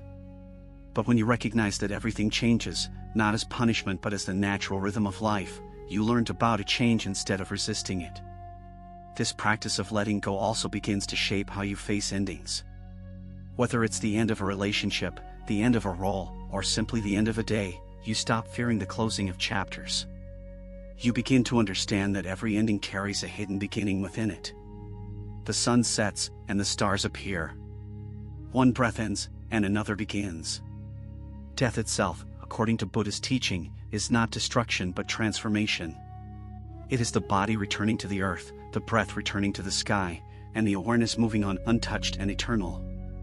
Letting go, in this way, becomes a preparation for death not as tragedy, but as release. You are not dying, you are returning. And in this awareness, every ending becomes a sacred transition, not a final loss. Letting go also invites you to simplify. Not just your space or your possessions, but your thoughts, your obligations, your mental clutter. What once seemed urgent no longer feels important. The need to prove, to explain, to justify, these all begin to fall away. You no longer want more, you want less, but deeper. Less noise, but more truth. Less distraction, but more presence. Buddhism invites you to the simplicity of the present moment, uncluttered by ambition or regret. This simplicity is not emptiness, it is clarity. And in this clarity, you begin to see what truly matters: kindness, honesty, stillness, presence. These are the treasures that cannot be bought or lost. These are the gifts that remain after all else is released. You also begin to let go of urgency. The rush to fix things, the push to get somewhere, the anxiety of falling behind, all these dissolve in the soft light of your deeper awareness. What are you rushing toward, really? What is so urgent that it must pull you out of the now? When you let go of urgency, you return to your natural pace. You breathe deeper. You walk slower. You listen more fully. Time no longer feels like a threat, it becomes a companion. Buddhism teaches that enlightenment is not a place to arrive at, it is the way you walk the path. And now, in this slower rhythm, you begin to feel that sacred presence in every step. You stop trying to get there, and you begin to live here. Letting go finally allows you to rest. Not just physically, but spiritually. You stop carrying the weight of everyone else's emotions. You stop trying to fix what isn't yours. You put down the endless doing, and you return to being. You sit. You breathe. You listen to the silence. And in that stillness, you feel something rise, a quiet joy, a soft gratitude, a spacious kind of peace. Buddhism calls this inner resting place nibbana, the extinguishing of craving, the end of struggle. It is not a distant goal, it is here, now, in the letting go. You don't need to force peace. You only need to stop resisting it. You don't need to earn rest. You only need to allow it. In letting go, you also reclaim your time. Not in the sense of productivity or achievement, but in the sense of presence. Each day becomes a canvas, not to be filled with noise, but to be experienced with reverence. The morning light becomes a meditation. A bowl of food becomes a sacred offering. The breath becomes a prayer. Letting go returns you to the miracle of the moment, where everything is complete just as it is. You stop wishing to be younger or elsewhere, and you begin to feel blessed just to be here, alive, aware, and in this body, no matter how aged it has become. The present becomes enough. And in that enoughness, you find your wholeness. Even your identity begins to loosen. You no longer need to be someone in the eyes of others. You don't cling to titles, roles, or past definitions. You are not the version of yourself you once curated for the world. You are not your achievements or your failures. You are not even your story. Buddhism invites you to look behind the self, to the awareness that has witnessed it all. That quiet, spacious observer has never changed. It was there in your childhood. It is here now.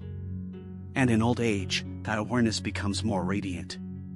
The more you let go of who you thought you were, the more you become who you truly are: presence, peace, open space, unconditional love. Letting go also frees you from the prison of regret. You no longer replay the moments you wish had gone differently. You no longer torture yourself with what-ifs. Instead, you bow to the life you lived. You honor the journey, not because it was perfect, but because it was real. Buddhism reminds us that regret is the mind clinging to the past, while wisdom is the heart accepting the past with love. You forgive yourself. You forgive others. And in that forgiveness, you create space for beauty to enter. You finally understand, your mistakes were not detours from the path, they were part of it. And they helped shape the compassion you now carry like a flame in your chest. In the end, letting go is not giving up. It is waking up. Waking up to the truth that everything you need is already within you. Waking up to the miracle of each breath, the gift of awareness, the joy of simplicity. Letting go is not about losing yourself, it is about finding yourself beneath the layers of noise and roles and stories. In this sacred release, you discover that the truest strength is not in holding on, but in surrendering. Not in fighting, but in flowing. Not in striving, but in allowing. And as you let go, you do not become smaller, you become vast. You are no longer confined by the walls of expectation. You become sky. You become silence. You become peace itself. And so, as the chapter ends, you breathe out everything you no longer need. You soften into the arms of presence. You rest in the deep stillness that letting go brings. There is nothing left to prove. Nothing left to carry. Only this breath. Only this moment. Only this sacred now. Chapter 4, Be slow to speak and quick to understand. There is an ancient wisdom that lives in silence. Not the silence of absence, but the silence of presence, a silence that listens, feels, and understands without needing to respond. In youth, we often speak quickly, eager to be heard, to share our thoughts, to shape the world with our words. But in the later chapters of life, we come to see that not everything needs to be said. That understanding is not born from speaking, but from listening. Buddhism teaches that the tongue is a small flame, and when not used wisely, it can burn bridges, hearts, and moments of peace. To be slow to speak is not weakness, it is grace. It is choosing harmony over ego, stillness over impulse, awareness over reaction. In every conversation, there is a choice. A moment of pause before the response. And in that space lives your freedom. You do not need to fill every silence with commentary. You do not need to correct every error, prove every point, or defend every opinion. In Buddhism, this is known as right speech, a noble path that invites us to speak only when our words are true, kind, necessary, and timely. With age, you begin to treasure your energy. You learn that words are an offering. And so, before you give them, you ask, will this bring peace? Will this bring understanding? Will this heal or divide? And if the answer is unclear, you hold the words back and return to silence. This is not withholding, it is wisdom. The more you practice silence, the more you notice. The tone behind the words. The emotion beneath the surface. The pain hidden behind smiles. You become more attuned to what others are really saying, not just with their mouths, but with their eyes, their posture, their energy. In this deepened listening, compassion awakens. You realize that most people are not seeking advice, they are seeking to be seen. And in that seeing, they begin to heal. Buddhism teaches that true understanding requires presence, not analysis. And so you sit with others not as a fixer, but as a mirror. You reflect their humanity, their dignity, their wholeness. Sometimes, your silent presence is the loudest act of love you can offer. As you age, you also begin to release the need to be right. You no longer enter conversations to win, you enter to connect. The ego that once demanded to be understood now bows to the heart that seeks to understand. You ask more questions and make fewer assumptions. You listen more than you explain. This humility is not submission, it is maturity. It is strength that does not need to dominate. It is confidence that does not fear silence. In Buddhism, the wise are often portrayed as quiet monks, speaking only when the words arise from stillness, not from impulse. And when they speak, the words carry weight not because they are loud, but because they are born of depth. In learning to be slow to speak, you also unlearn the habits of judgment. You stop labeling everything as good or bad, right or wrong, strong or weak. You begin to see that everyone is fighting battles you cannot see. You start to understand that not all wounds are visible, and not all stories are yours to understand fully. This humility softens your gaze and your tone. It teaches you to speak gently, to tread lightly, to offer kindness over critique. Buddhism invites us to let go of the mind's need to divide and control. When you speak less, you judge less. When you judge less, you love more. And in that love, both you and the other are transformed. To be quick to understand is not to rush into conclusions, but to arrive at compassion before opinion. It is the art of stepping into another's shoes without judgment, of hearing their words through the lens of their experience, not your expectations. In Buddhism, this is cultivated through mindfulness and equanimity. You listen not just with your ears, but with your whole being. You allow their truth to unfold at its own pace, without the pressure of needing to fix or compare. In doing so, you create a sacred space where understanding becomes possible, where hearts meet beyond the surface of disagreement or discomfort. This is not easy, especially when emotions rise. But with practice, it becomes a natural expression of wisdom. When you slow your speech and deepen your listening, even the most ordinary moments become sacred. A conversation over tea becomes a meditation. A silence shared between two souls becomes a balm. You are no longer waiting for your turn to talk, you are fully immersed in the presence of the other. This presence is healing. It says, I am here with you. You matter. I am not here to change you, but to witness you. Buddhism teaches that this kind of deep presence is one of the greatest gifts we can offer. It is an act of selflessness. You become less concerned with being interesting and more interested in being kind. Less focused on being understood and more devoted to understanding. In old age, your words become fewer, but they carry more weight. Because you've learned that not everything requires a response. Some things just need space to breathe. Some problems are not meant to be solved with logic, but softened with presence. You've seen enough of life to know that many wounds heal not because of advice, but because someone cared enough to stay. When you speak now, it comes from the depth of your being, not the surface of your thoughts. Your voice becomes less of a noise and more of a bell, gentle, clear, and meant to awaken. Not awaken others to your opinion, but to their own truth. And in this way, your silence becomes louder than your words. To be quick to understand is also to see beyond appearances. You no longer take words at face value, you sense the pain behind anger, the fear behind defensiveness, the longing behind pride. This is not psychic ability, it is the fruit of quiet observation. Buddhism encourages us to see all beings as reflections of our own mind. The same struggles, the same hopes, the same illusions. When you stop trying to categorize people, you start to see their humanity. You begin to understand that everyone is doing the best they can with the awareness they have. And this understanding softens your judgments, loosens your reactions, and invites your heart to stay open, even when your mind feels tempted to close. In the stillness of your listening, others find themselves.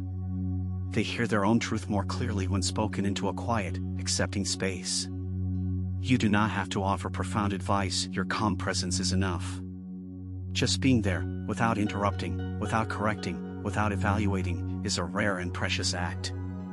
Buddhism reminds us that silence is not passive. It is deeply active. It is the silence of the mountain that teaches stillness to the wind. It is the silence of the moon that calms the tides. In the same way, your silence teaches others that they too can slow down, breathe, and reconnect with what truly matters. And sometimes, that silent understanding changes more than 1,000 words could. With age, your inner dialogue also softens. You stop speaking harshly to yourself. You stop rushing to criticize your own thoughts, emotions, or past actions. Instead of filling your mind with noise, you begin to listen to the silence beneath the thinking. Buddhism calls this inner stillness the gateway to awakening. It is not found by thinking more, it is uncovered by thinking less. By creating space between thoughts. By observing instead of reacting. And in that space, understanding blossoms not just for others, but for yourself. You begin to understand your fears, your habits, your joys.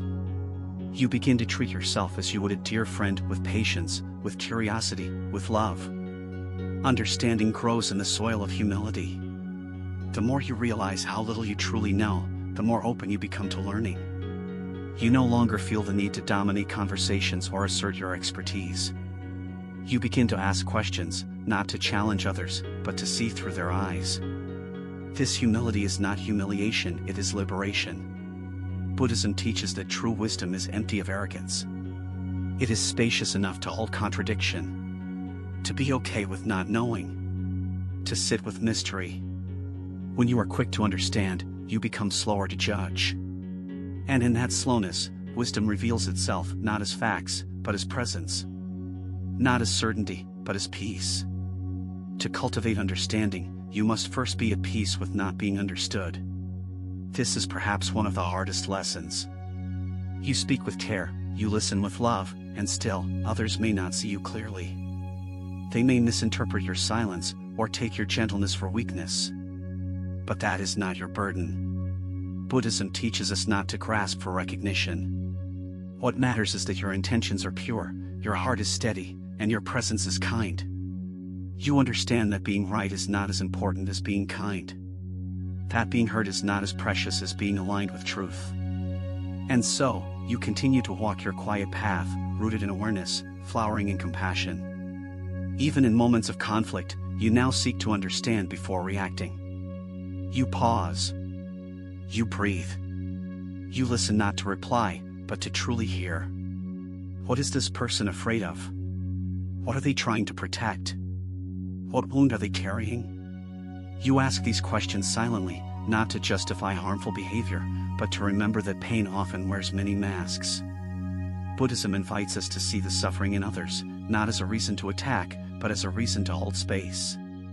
This doesn't mean you allow harm or stay silent in the face of injustice. It means you speak with purpose, with grounded truth, and from a place of nonviolence. That is the path of the mindful elder. That is the path of wisdom. And so, to be slow to speak and quick to understand is not a skill, it is a sacred way of being. It is a way of relating to the world that values depth over noise, truth over opinion, silence over reaction. You are no longer the echo, you are the still point at the center of the storm. You speak only when your words carry peace. You listen with a heart wide open. And through this balance, you embody the essence of Buddhist wisdom, gentle, grounded, awake. When the mind is noisy, even the wisest words get lost. But in the stillness of understanding, even silence becomes a teaching. This is why, in Buddhist monasteries, there are long periods of noble silence, because when speech is removed, truth arises from within. You begin to notice how much of what we say is unnecessary, even harmful. Idle chatter, gossip, complaints, judgments, they clutter the air and cloud the heart. In old age, when your priorities have changed and your energy is sacred, you begin to filter your words not for censorship, but for compassion. You speak less, not because you have less to say, but because you now choose words that heal rather than harm. To be slow to speak also means giving space for others to find their voice. In conversations, especially when emotions run high, we often rush to fill silence because we're uncomfortable. But silence is not a void, it is a womb. A space where thoughts can form, feelings can settle, and hearts can open. When you stop interrupting, stop correcting, stop anticipating, you begin to truly receive someone. You don't just hear their words, you hold them. You allow their truth to exist without needing to fix or change it. This, too, is compassion. Buddhism calls it upaya, or skillful means knowing how to act in a way that is truly beneficial. And sometimes, the most skillful thing you can do is simply be quiet. In your younger years, you may have spoken to assert yourself, to be seen, to shape the world around you. But now, you speak to connect. You understand that presence is more powerful than persuasion. That connection requires less talking and more feeling. The desire to be right has softened into the desire to be real. And being real means being present fully, calmly, lovingly. You don't need to argue every point, defend every opinion, or win every debate. Your peace is more valuable than your pride. And so you offer your silence as a gift. Not as withdrawal, but as deep engagement. As a sign that you are listening with your heart, not just your ears. True understanding begins when you stop projecting. You no longer see others through the lens of your wounds, your expectations, your story. Instead, you allow them to be who they are, even when it's uncomfortable. You accept that you may never fully understand them, and that's okay. Buddhism teaches us to let go of the illusion of control. You don't need to grasp others tightly in order to love them. You don't need to make them agree with you in order to respect them. When you release the need to change others, your understanding becomes more spacious, more generous, more free. And in that freedom, relationships deepen, conflicts soften, and healing becomes possible. When someone speaks in anger, you now see the pain beneath. When someone is silent, you see the fear or fatigue they carry.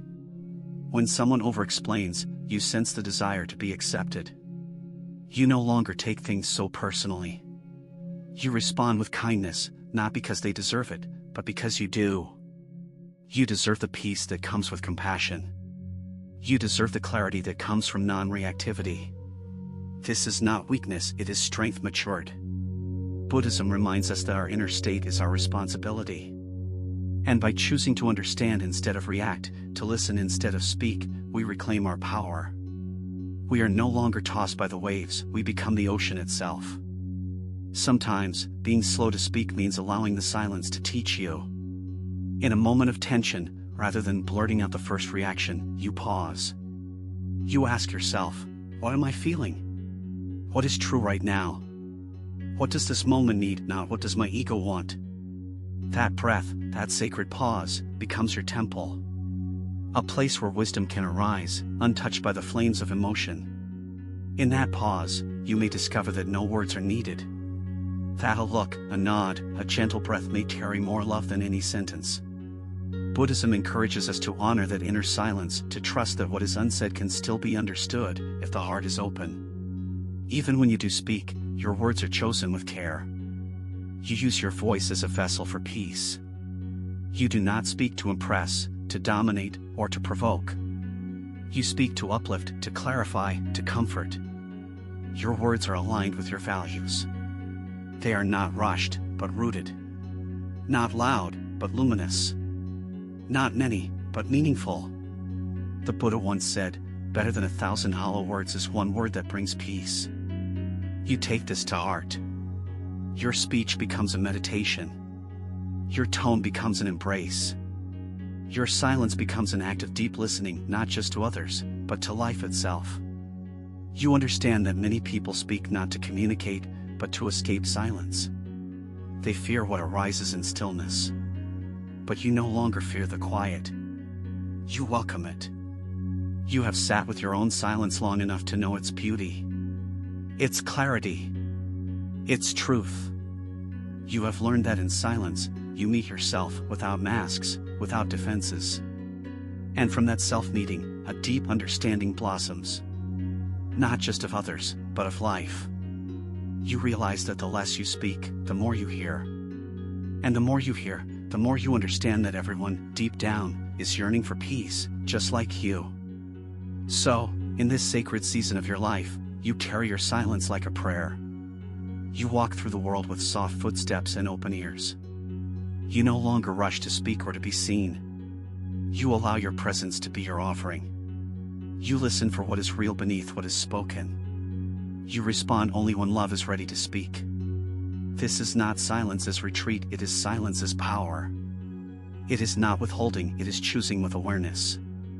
It is not coldness, it is warmth refined through time. And in this way, your silence becomes a teaching. A reminder to the world that peace begins not with the tongue, but with the heart. There is a wisdom and restraint that few truly understand.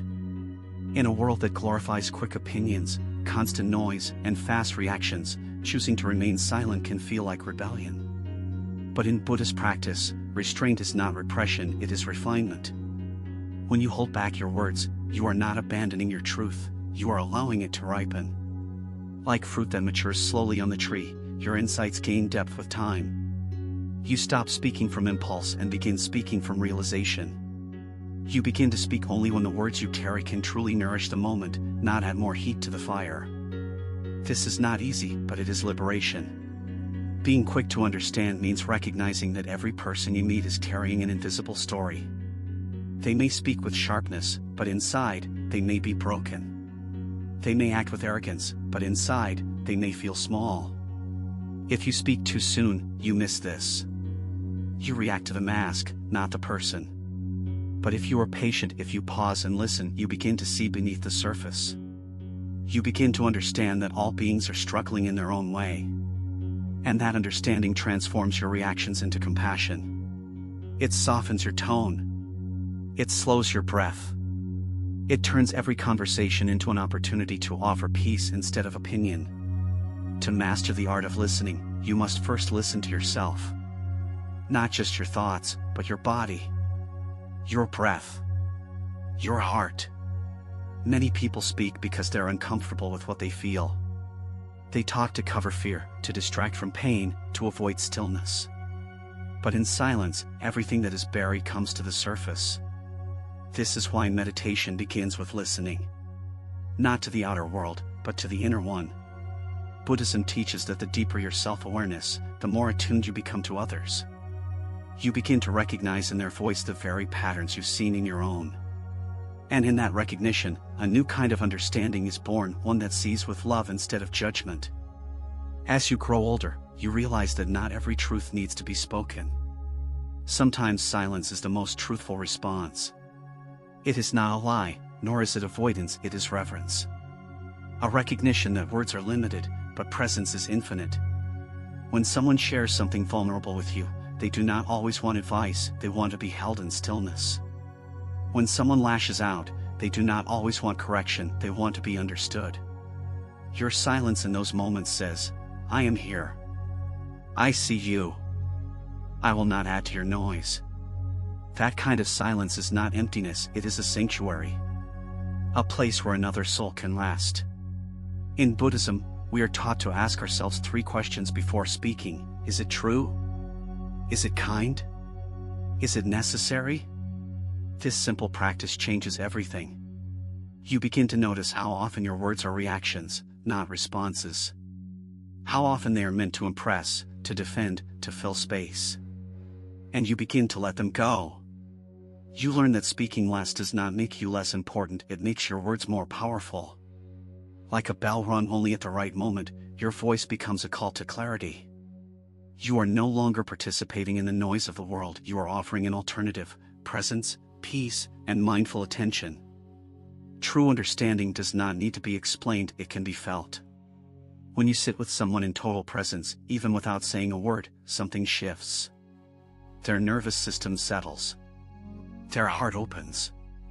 They feel safe. This is because your stillness transmits something deeper than language. In Buddhist teachings, this is the power of metta, loving kindness. It is a silent force. A radiant field. When you stop trying to convince others and simply be with them, your compassion becomes medicine. You don't need perfect words, you just need an open heart. And that heart, in its quietude, becomes the most eloquent voice of all. Sometimes, you may feel pressure to say something wise, especially when others look to you for guidance. But the wisest people do not rush to give answers. They ask questions. They hold space. They allow uncertainty. This humility is sacred. It recognizes that life is complex and that true wisdom is often found not in clarity, but in mystery. When you can sit with not knowing, when you can embrace the silence between the question and the answer, you invite deeper truths to arise. You allow yourself and others to go beyond the surface, to reach into the soul. And in that sacred silence, the most profound teachings emerge, not from the mouth, but from the heart. Being quick to understand means you no longer center yourself in every conversation. You stop trying to relate everything back to your experience. You stop interrupting with "me too" or "I know how you feel." Instead, you offer your full attention. You allow others to be the center of their own story. This shift is subtle but powerful. It tells others, you matter. Your story deserves space. I am not here to take the spotlight, I am here to witness your light. That kind of presence is rare and deeply healing. It allows others to feel seen, not because you spoke well, but because you listened deeply. Over time, you begin to find beauty in the silence itself. It no longer feels empty, it feels alive. You sit under a tree, and it speaks without words. You walk along the river, and it teaches you about flow. You hold the hand of someone in grief, and no words are needed. This is the sacred silence that Buddhism points to, not the absence of sound, but the fullness of being. A silence that listens, that holds, that heals. A silence that carries within it the echo of all things. And in that silence, you come home not just to others, but to yourself. There comes a time in life when you understand that silence is not empty, it is full of truth. You've spoken enough to know that words alone rarely change hearts. You've explained yourself, defended your views, offered advice, and yet, the greatest moments of connection, healing, and growth often came in stillness. In your older years, you embraced that stillness not as a retreat but as a return. A return to your center. A return to listening not just to others, but to the wind, the breath, the heart, the stars. Everything has something to say, but not everything needs words. This is the sacred paradox that Buddhism whispers gently. In saying less, you reveal more. When you are slow to speak, you create space between the impulse and the action. You no longer react from emotion, but respond from clarity. This space becomes your power. It allows you to choose wisely, to speak kindly, or not at all. And in that pause, you also see yourself. You become aware of your own conditioning, how you've been shaped to speak, to defend, to control. But now, you release that. You choose peace over pride, presence over performance. You use your energy not to win arguments, but to deepen harmony. And every time you choose stillness over reaction, you grow. You become the person your younger self was searching for. Buddhism teaches that speech should be rooted in right intention. This means that before you open your mouth, you ask yourself, what is the energy behind these words? Am I trying to help, or to harm? To clarify, or to control? To connect, or to separate? Most of the time, when you speak impulsively, it's to assert ego. But when you speak from intention, your words become sacred. They carry weight because they come from wisdom. And when you find that your intention is not pure, when it is tinted with anger, fear, or pride, you choose not to speak. That silence becomes your offering, your practice, your strength. In this season of life, you find that listening is more satisfying than talking. You no longer feel the need to prove your knowledge or your experiences. You have nothing to prove. You have everything to observe. You watch the world speak in haste, argue in circles, fill the air with noise. And yet, you remain still, not because you are disengaged, but because you are anchored. You observe from a place of spaciousness, not apathy. Your presence says more than your words ever could. And those who notice your silence feel its message, that peace is possible, and that understanding does not always require sound. You realize that much of what once seemed urgent is no longer so. The need to be right, to be heard, to be validated, these have softened. What matters now is peace of mind, kindness in action, and sincerity in presence.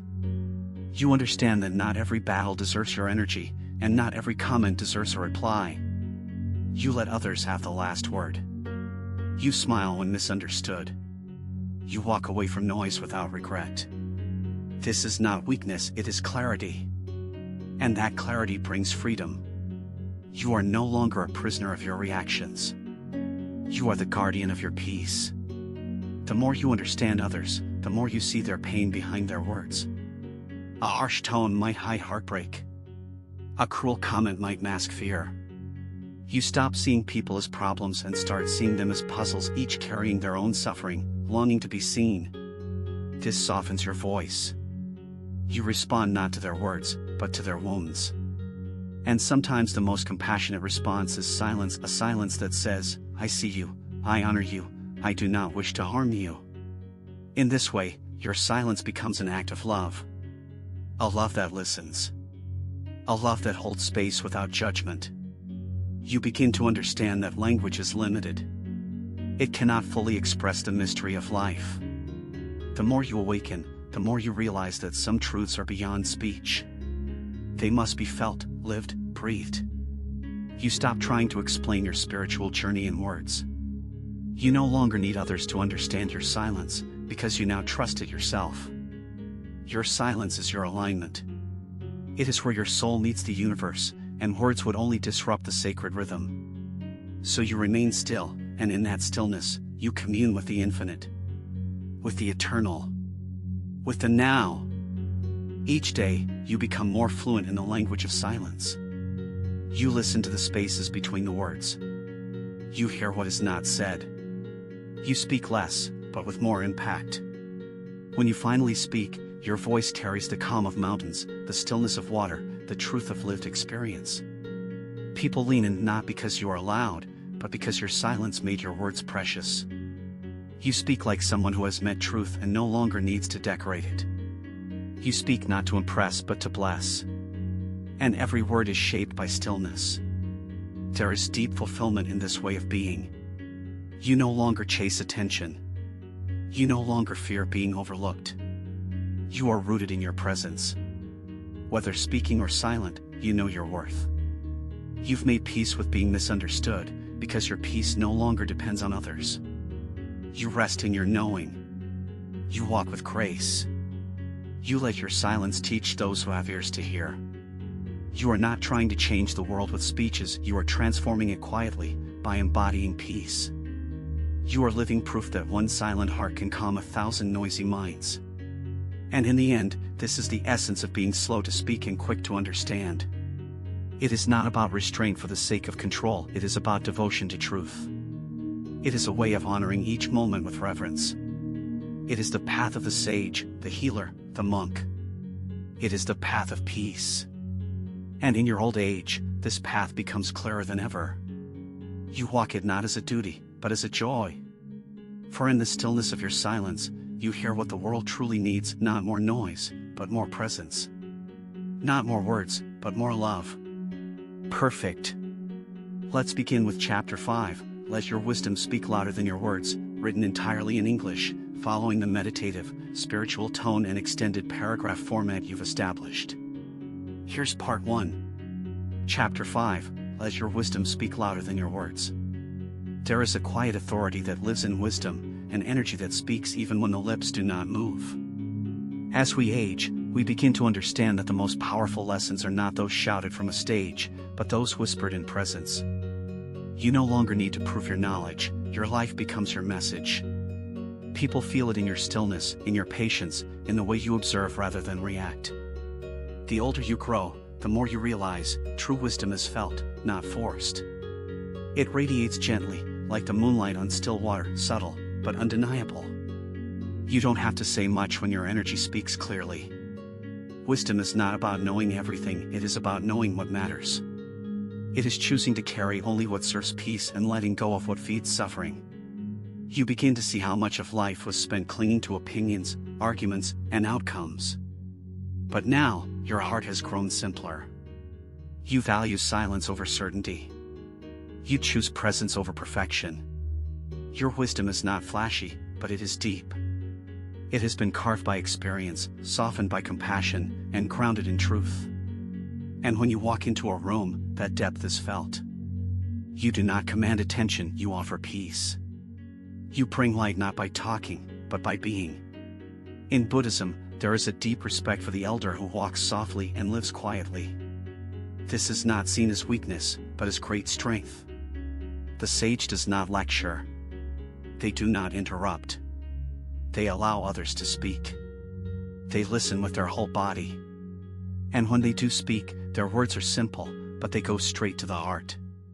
There is no ego, no agenda, only clarity. You've become like the mountain, unmoved by storms, steady through seasons. And those who seek truth will always find themselves drawn to your presence, even if they don't know why. It's not what you say, it's who you've become. Letting your wisdom speak louder than your words means embodying what you've learned. It means walking your values, not preaching them. It means being the calm in the chaos, the pause in the noise. You no longer seek to correct every mistake or insert your opinion into every conversation. You trust the process of life. You trust that people will learn when they are ready, just as you did. And so, instead of correcting, you model. Instead of arguing, you radiate. You allow your life to be the proof. Your stillness becomes a mirror. And in your quiet strength, others find their own reflection. There is great peace in no longer needing to convince anyone. You realize that truth does not need defending, it simply is. And when people are ready, they see it for themselves. This frees you. You stop wasting energy on resistance. You stop trying to be understood by those who are not ready to hear. You conserve your voice and invest it wisely. You speak when it will help, not when it will merely echo. And when you choose silence, it is not from fear, it is from clarity. Your silence says, I no longer need to fight. I am at peace with what is. And in that peace, your wisdom becomes louder than any argument. You have lived through joys and losses, beginnings and endings. And each of those moments has shaped you. Not into someone bitter, but someone real. Someone soft. Someone who understands the pain behind harsh words and the longing behind loud voices. You see the child inside every adult. And your wisdom speaks through your eyes, your gestures, your patience. A nod, a warm glance, a shared silence, these become your teachings. They say more than any speech could. And people remember how you made them feel more than anything you ever said. That is the power of embodied wisdom. Letting wisdom speak also means knowing when not to speak. You've come to understand that timing is everything. Even the right words, if said at the wrong moment, can cause harm. So you wait. You trust. You listen for the space where truth can land gently. Sometimes that means saying nothing at all. Sometimes it means letting others stumble, fall, and find their own footing. This is not indifference, it is faith. Faith that everyone has their own path, and that your role is not to control but to support, to bless, to guide from the shadows if needed. Your wisdom is not loud, it is luminous. Buddhism teaches that the awakened one moves through the world like a quiet river, clear, strong, and nourishing, without needing to announce itself. You become that river. You flow through conversations with grace. You do not dam the current with your opinions. You allow space. You allow truth to arise naturally. And in that openness, transformation happens. People grow simply by being around you. Not because you told them what to do, but because they felt something different in your presence. A peace that does not need attention. A knowing that needs no applause. As your outer world slows down, your inner world deepens.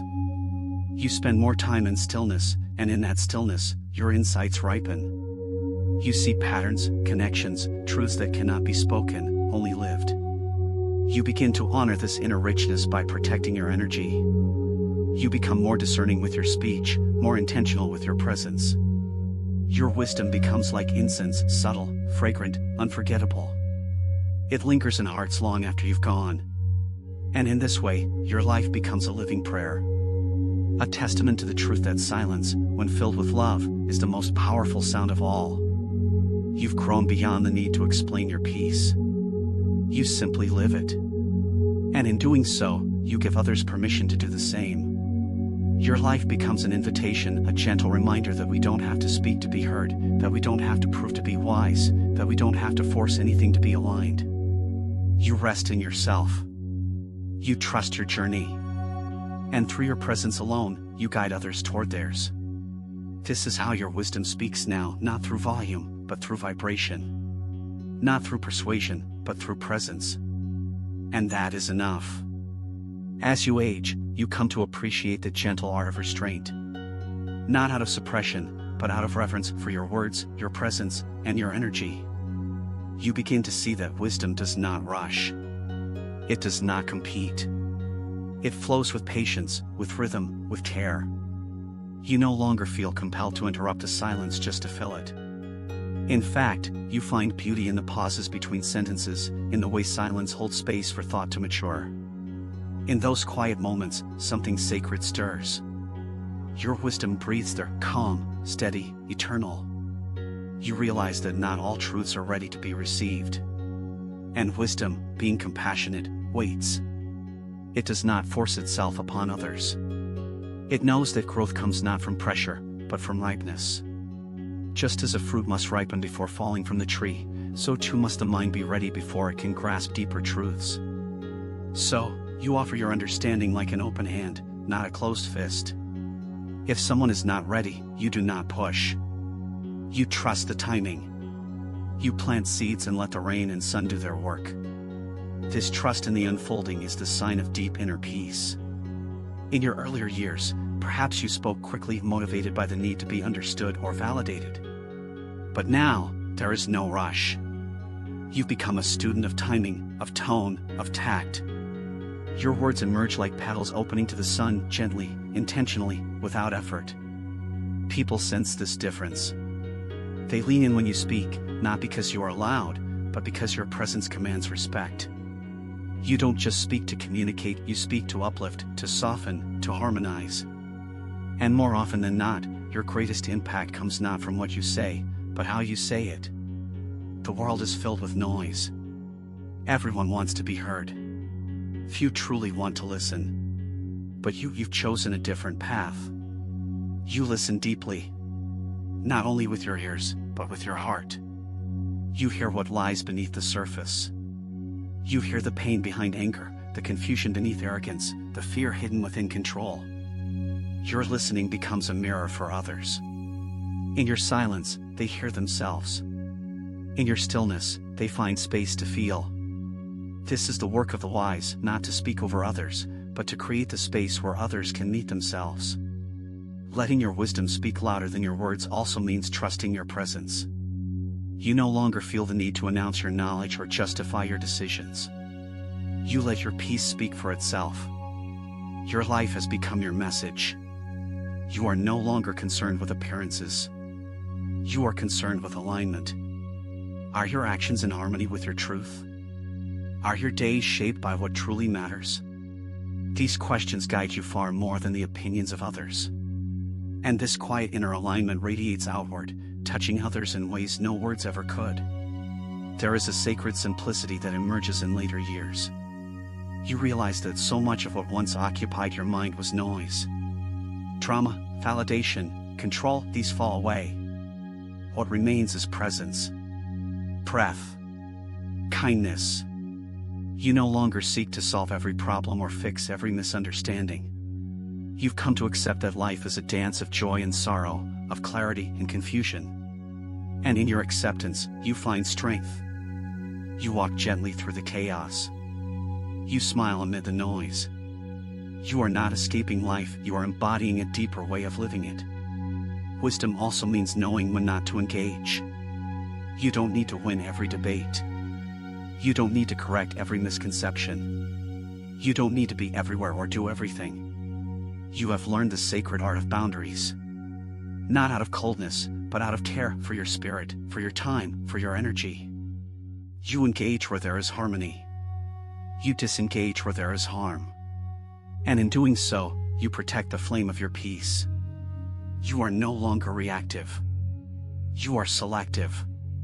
And that selectiveness is not pride, it is discernment born from deep self-knowledge. Sometimes, your greatest act of wisdom is simply being. No performance. No pretense. Just presence. Sitting with someone in silence. Walking with someone without advice. Letting the wind and trees do the talking. Your being becomes medicine. A balm for weary souls. You don't try to fix the world. You just offer your stillness, and that is enough. In a culture that measures value by noise, your silence becomes revolutionary. It reminds others that there is another way, softer, slower, truer. A way that is ancient, yet urgently needed. Buddhist masters have long taught that the quietest person in the room often carries the deepest truths. But they do not wield them like weapons. They carry them like sacred water, offering only to those who are truly thirsty. You, too, have become this vessel. You are not here to impress. You are here to serve. Your service is not loud, but it is profound. You offer peace simply by holding it. You offer wisdom simply by embodying it. And this offering, though silent, echoes far beyond the moment. It plants seeds of awakening in every heart you touch. And so, you walk your path with quiet dignity. You are no longer attached to being right, being seen, or being praised. You are anchored in something deeper. You are not moved by storms or seduced by applause. You move with purpose, with grace, with calm. And even when your mouth says nothing, your soul speaks volumes. People feel your truth. They sense your integrity. They rest in your presence. And in that presence, your wisdom becomes a lighthouse, steady, quiet, and unmistakably bright. There comes a time in life when you no longer feel the need to respond to every misunderstanding. You see the futility in defending yourself to those who are committed to misjudging you. Instead, you retreat into your peace, into the sanctuary of your own knowing.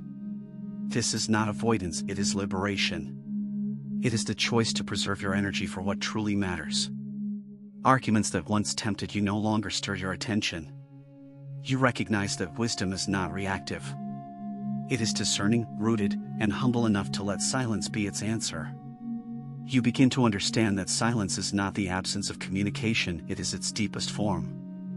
A look, a gesture, a presence can say more than any sentence. You've lived enough to see that truth often lives between words, in the pauses, in the stillness between thoughts. Your quiet presence becomes a canvas where others paint their own meaning. You are no longer trying to control the narrative. You let go of the need to be right. You allow life to speak for you. And in that surrender, your voice grows louder, not in sound, but in substance. When others raise their voices, you lower yours. Not out of weakness, but out of choice.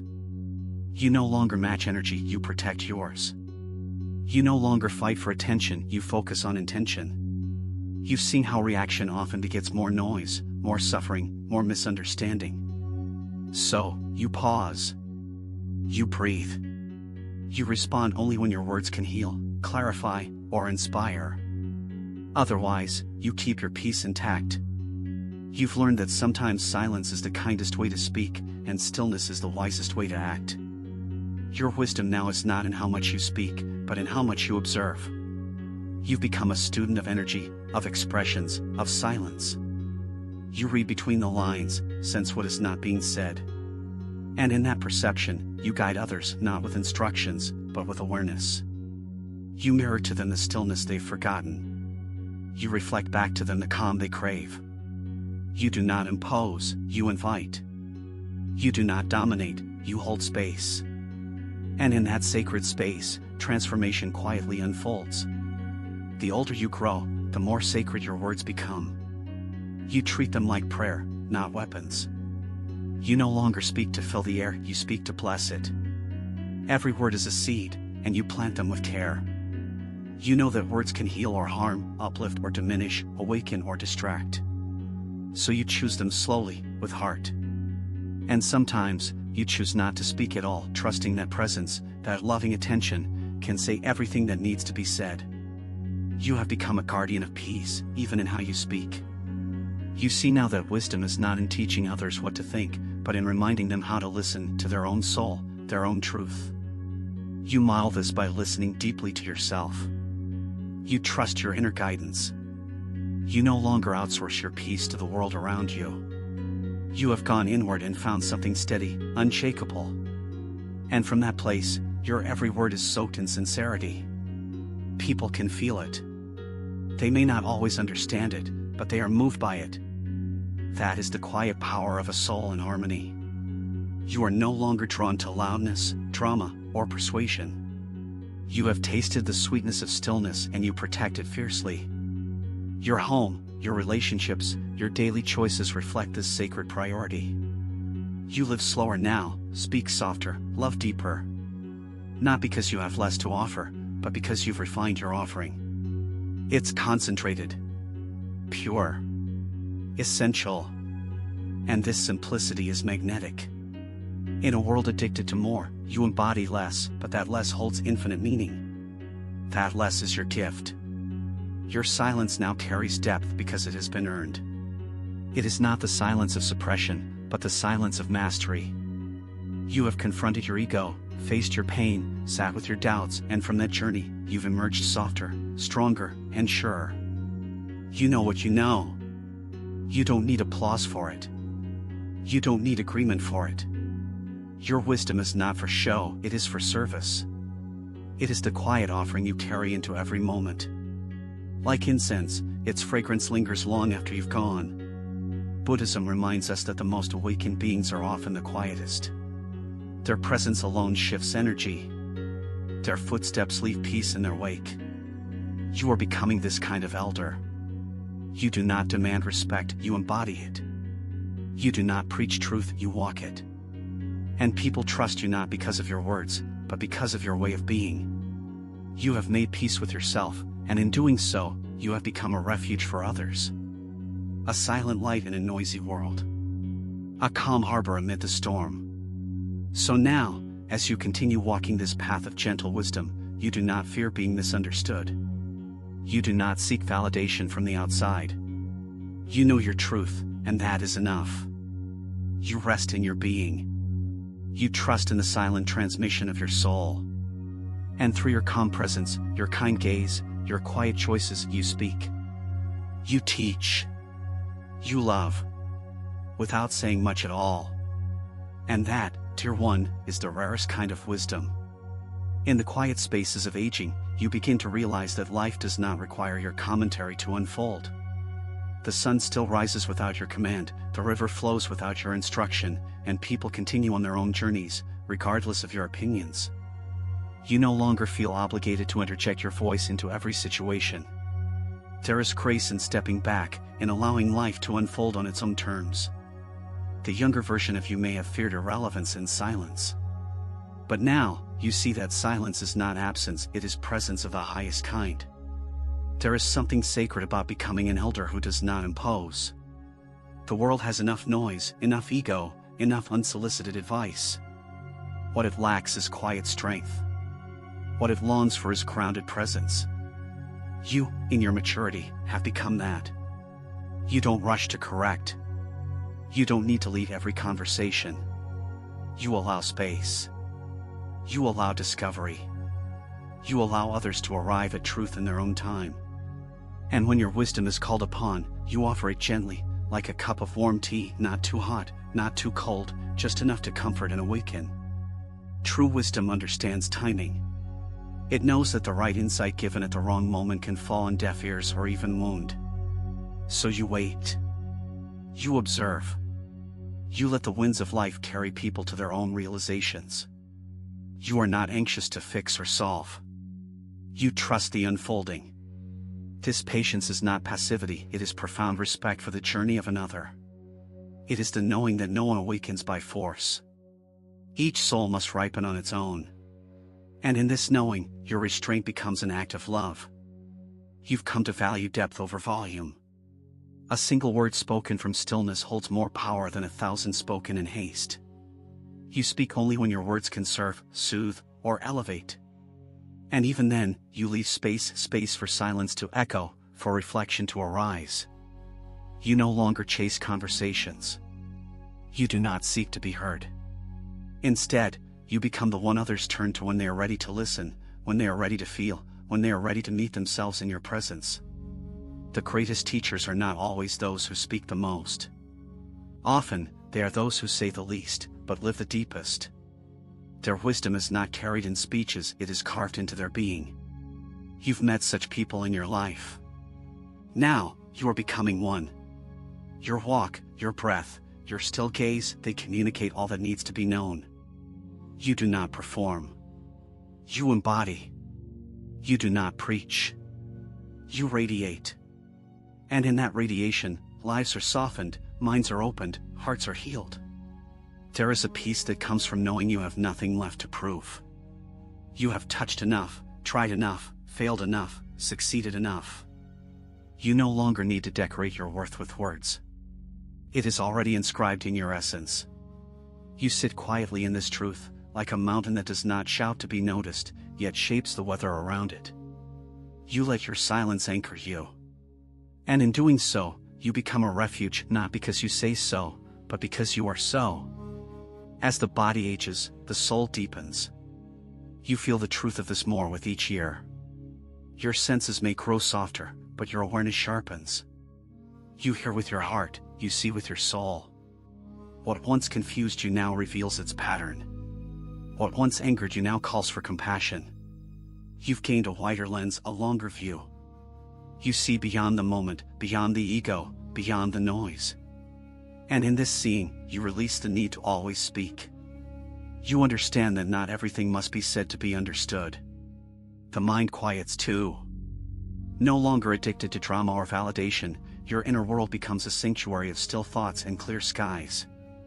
And from this clarity, your interactions change. You speak less, but say more. You pause more often, and in those pauses, others find themselves.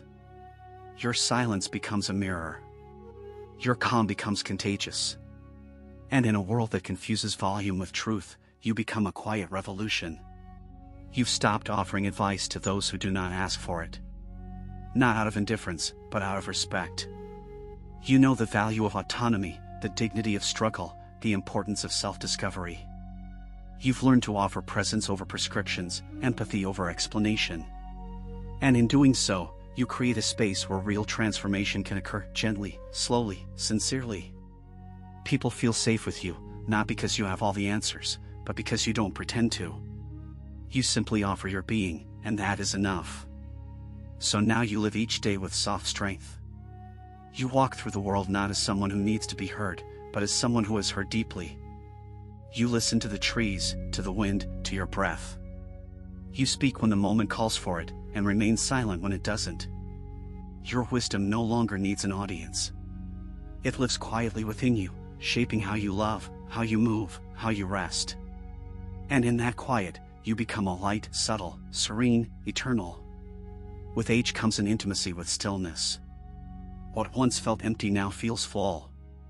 What once seemed boring now becomes beautiful. The silence that surrounded you in earlier years now surrounds you with meaning.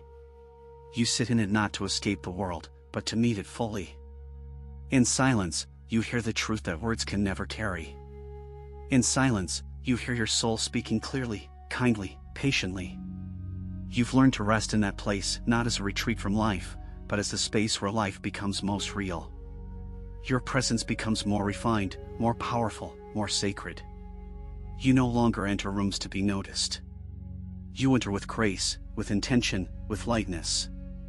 And yet, people notice you. They feel something when you arrive, even if you say nothing. It is the calm in your energy, the gentleness in your movements, the kindness in your eyes. You are not trying to be impressive. You are simply being present.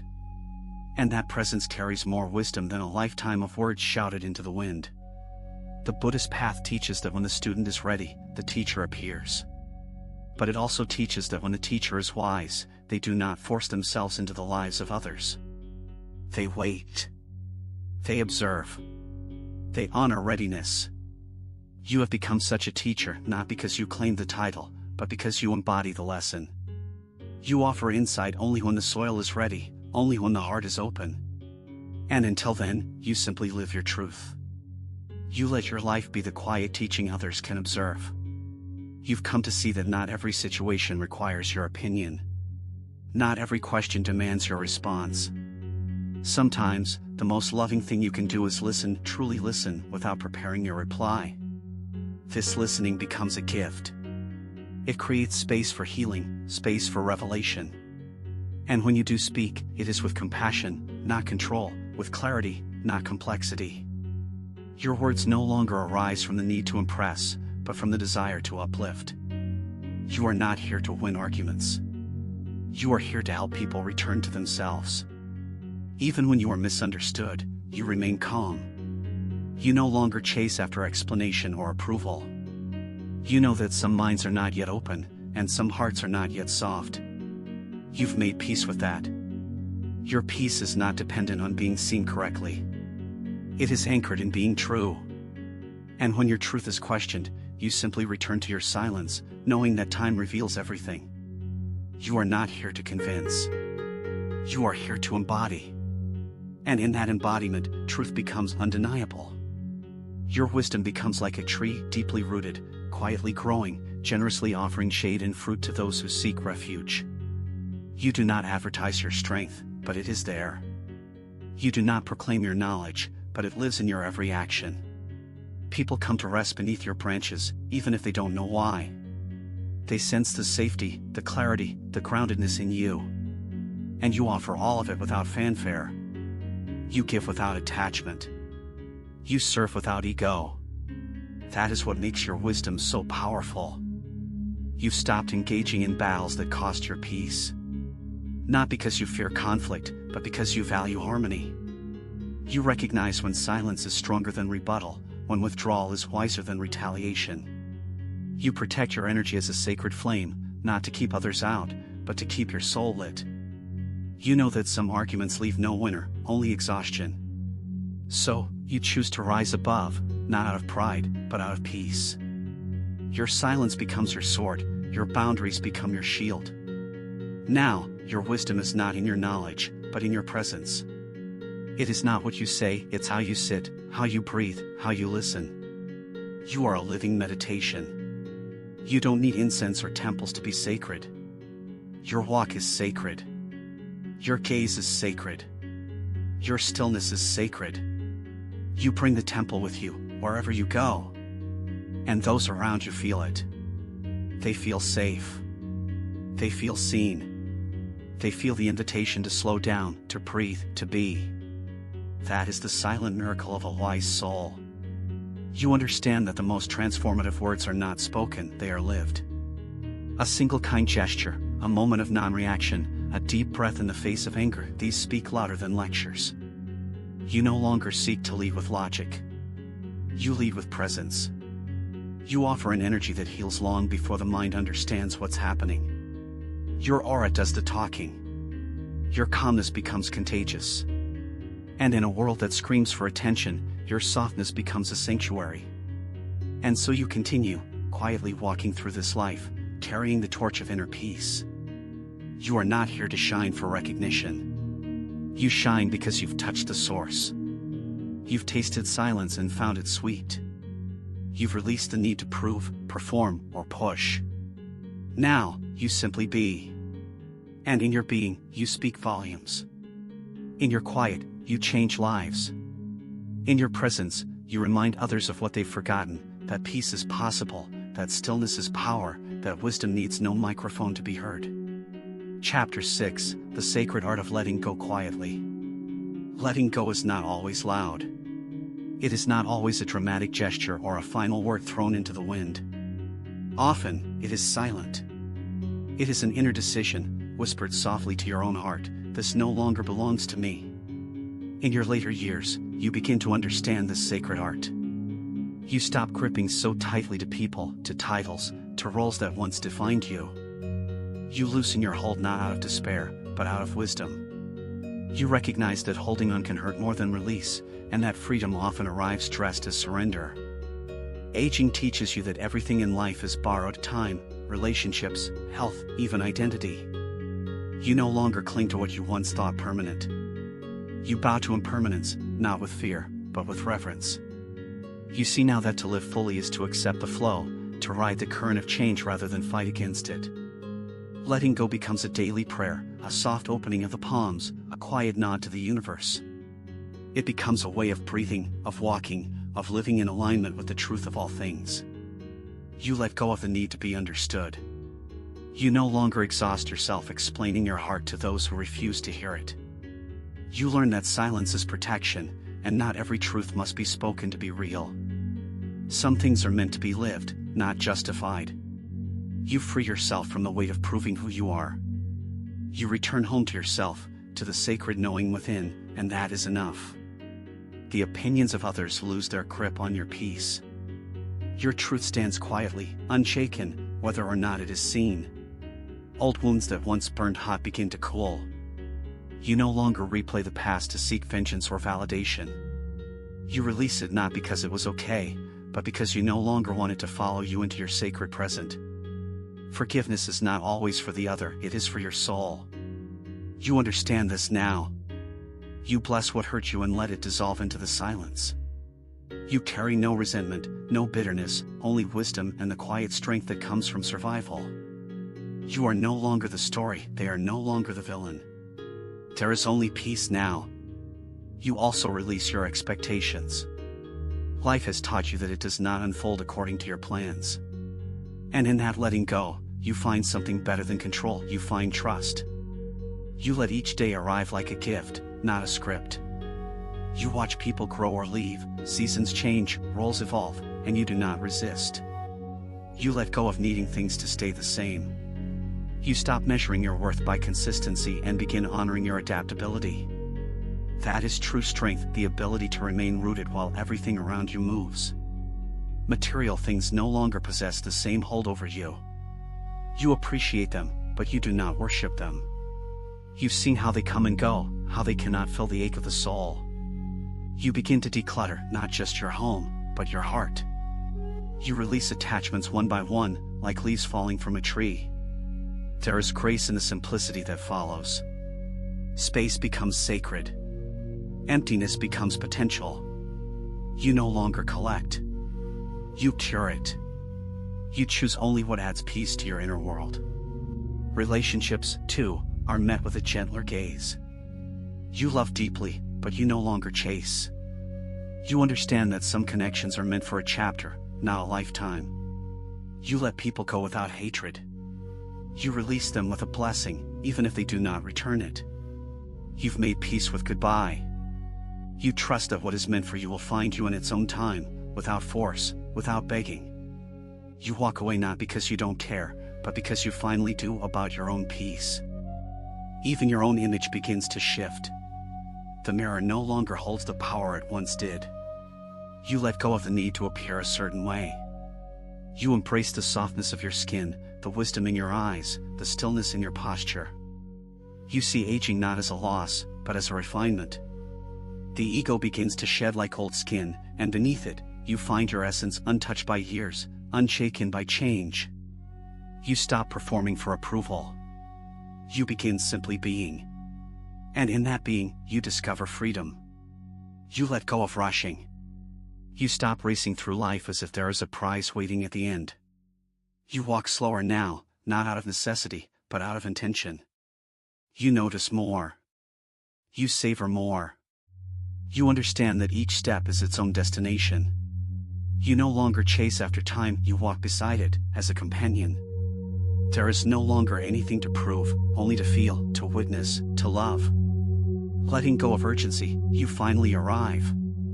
And in that arrival, you touch the present moment like a sacred flame. Above all, you let go of fear. Not because you are immune to it, but because you no longer feed it. You no longer let it drive your decisions, shape your identity, or steal your rest. You sit beside it like an old companion, acknowledging it, but not obeying it. You have lived through enough to know that fear passes, but your soul remains. And so you exhale. You release. You smile into the mystery. And with each breath, you let go not as loss, but as liberation. Letting go is not weakness, it is the final form of wisdom. It is the recognition that not everything can be held, not everything should be held, and not everything needs your grasp to exist. As the years pass, you stop wrestling with life. You stop holding tightly to control, to identity, to perfection. Instead, you open your hands slowly, reverently, as though releasing a bird back into the sky. You learn that real strength lies in your ability to release with grace what you once clung to out of fear. The things you now let go of are not always loud or dramatic. Sometimes, they are invisible burdens, silent comparisons, old narratives, invisible competitions. You used to measure your life by others, by what they had, by what they achieved, by how far ahead they seemed. But now, you no longer run their race. You've stepped off that path entirely. You no longer chase after someone else's definition of success.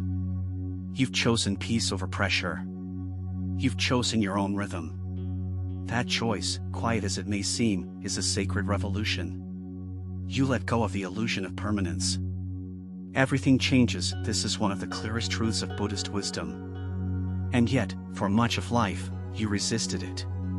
You tried to freeze moments, preserve relationships, make certain joys last forever. But aging reveals the truth in a way the young cannot grasp, everything is passing. And when you accept this, you do not grieve more, you love more. You hold things gently, appreciate them more deeply, and release them more kindly. You no longer fear endings. You see them as natural parts of life's flow. You release your attachment to how things should have been. the weight of regret begins to lift. You look back at the wrong turns, the missed chances, the moments of pain, and you no longer wish to change them. You see now that they shaped you. They carved wisdom into your bones. You let go of your war with the past. You stop editing your memory and start honoring your journey. You whisper forgiveness to the younger version of yourself. You let them rest. And in doing so, you finally rest too. Letting go becomes an act of compassion. Not just toward others, but toward yourself. You no longer demand perfection from your mind, your body, or your soul. You no longer criticize yourself for needing rest, for making mistakes, for not always having the answer. You've learned to soften, to extend to yourself the same kindness you gave so freely to others. You no longer carry shame in your chest. You carry understanding. You wear your imperfections not as scars, but as symbols of growth. You let go of punishment and welcome grace. Your relationship with time transforms. You no longer see it as an enemy, or something you must beat. You see it as a friend, a guide, a river you float upon rather than fight against. You stop saying, "I should be farther along by now." You stop living according to artificial timelines. You trust that everything arrives when it's meant to. You live with patience. You live with trust. You no longer fear that you've wasted time, because every moment taught you something essential. Every detour was part of the path. You let go of resistance to reality. No longer do you spend your energy arguing with what is. You don't waste your breath asking why me, or why now. Instead, you greet each moment as a messenger. You've learned to listen instead of struggle. Even pain becomes a teacher, not a punishment. You allow things to unfold, trusting the wisdom behind each experience. Resistance created tension. Acceptance creates peace. And this peace is not passive, it is powerful. It is the peace of a soul no longer at war with the world. You also release your grip on who you used to be. You stop comparing yourself to your younger self. You stop wishing for the strength, the speed, the certainty you once had. You recognize that you are not less, you are different. You are deeper.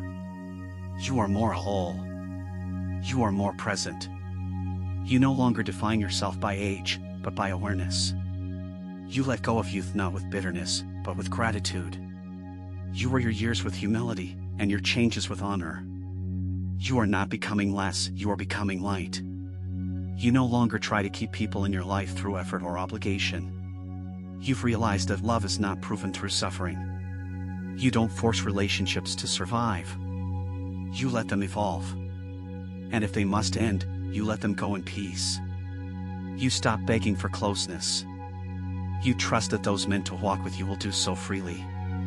You no longer hold the doors open for everyone. You close the doors that drain you. You open the windows that refresh you. And you stand in the middle, with calm and clarity, breathing deeply. Ultimately, letting go becomes an act of surrender, not to defeat, but to truth. You are not giving up. You are giving in to the natural wisdom of the universe, to the flow of life, to the quiet voice of your soul. You do not need to hold everything together. You do not need to control every outcome. You rest now, not because you're tired, but because you've found trust. You surrender with dignity. You let go with peace. And in doing so, you discover the one thing you never truly lost, yourself. In the sacred art of letting go, one of the most profound lessons is this: you do not need closure from others to find peace within yourself. For much of life, you waited for apologies, for explanations, for clarity that never came. But with time, you learn that closure is not something they give you. It is something you give yourself. It is the moment you stop seeking from others what they cannot offer. It is the moment you choose to stop bleeding over memories that no longer serve your healing. Letting go is the quiet revolution of reclaiming your power. It is the realization that your energy is too sacred to be spent on old wounds. That your joy cannot be hostage to someone else's actions or inactions. That you are allowed to move forward without bitterness. In fact, your peace depends on it. You no longer wait for justice in the form of acknowledgement. You find it in the way you rise, the way you breathe softer, the way your nights become more restful. That is justice enough. As you age, you begin to let go of urgency.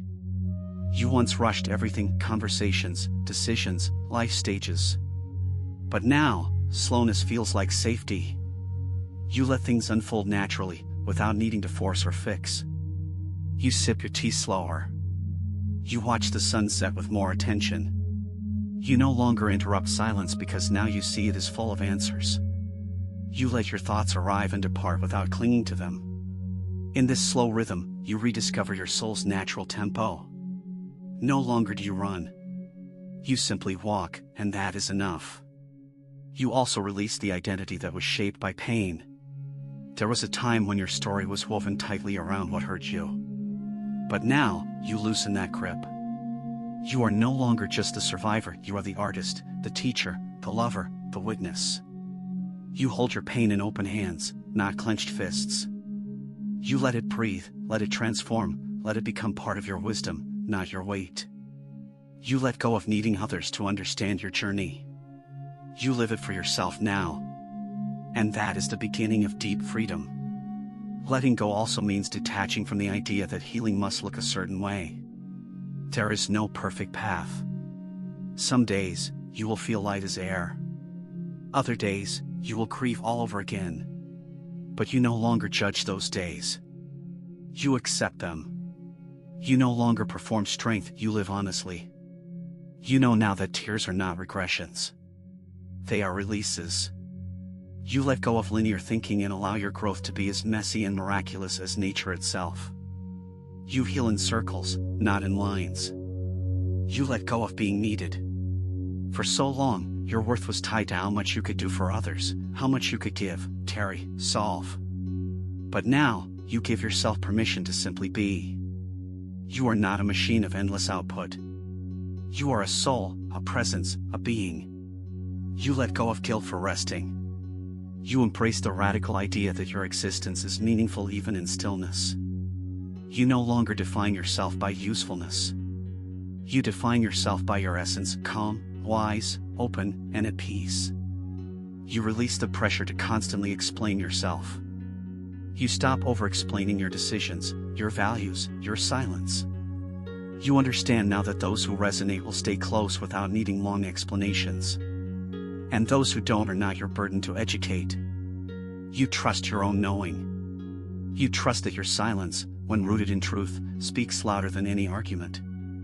You no longer seek to be loud, you seek to be aligned.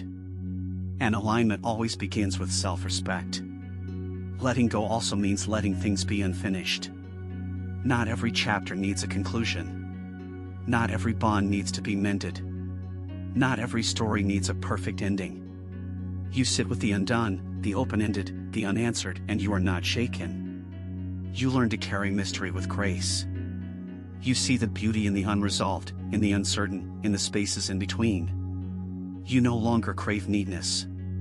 You welcome life in all its raw, unfinished poetry.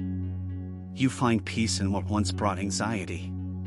You let go of fear about being alone. Solitude no longer feels like exile, it feels like a return. You embrace the quiet of your own company.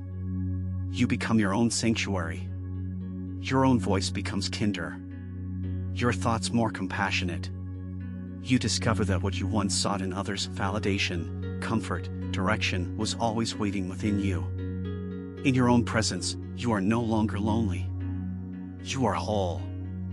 You let go of needing to be surrounded. You choose to be supported by your own spirit. And finally, you let go of the idea that you must always be moving forward. Growth is not just expansion, it is also deepening. You may appear still on the outside, but within, great shifts are occurring. You no longer measure your progress by speed, but by truth. You rest. You breathe. You go inward. And in that sacred inwardness, you discover a world more expansive than anything outside. You are no longer chasing healing, you are embodying it. You are no longer searching for peace, you are becoming it. To let go quietly is to live with gentle authority over your own peace. You stop giving everyone access to your inner world. You no longer leave the door wide open to every voice, every opinion, every energy. You become discerning. You protect your peace not with walls, but with wisdom. You allow people in only when their presence respects your silence. You no longer confuse loudness with love or attention with affection. You now know that real connection respects your stillness and does not demand that you constantly perform yourself to be seen. Letting go also means releasing your need to fix others. In your youth, perhaps you believed love meant rescuing, changing, convincing. But now, you understand that love is not control, it is acceptance.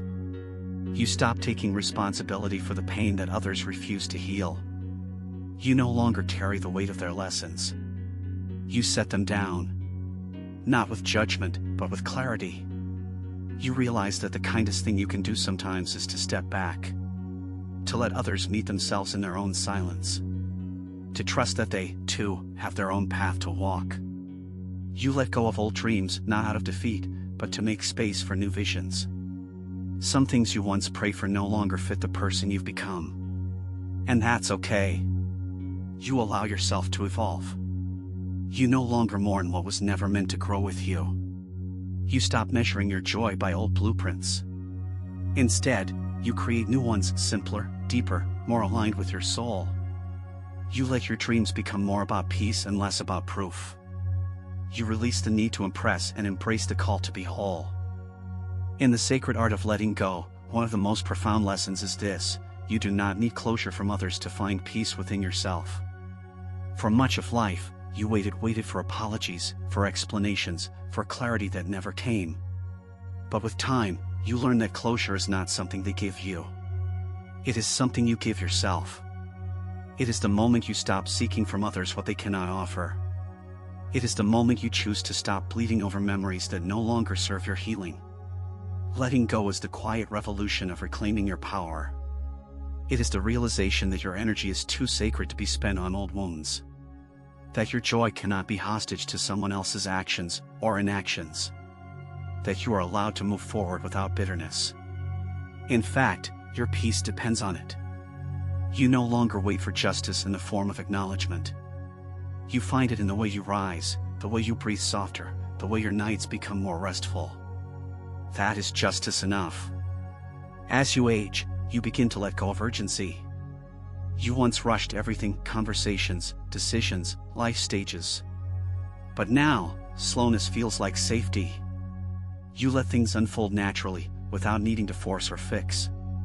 You sip your tea slower. You watch the sunset with more attention. You no longer interrupt silence because now you see it is full of answers.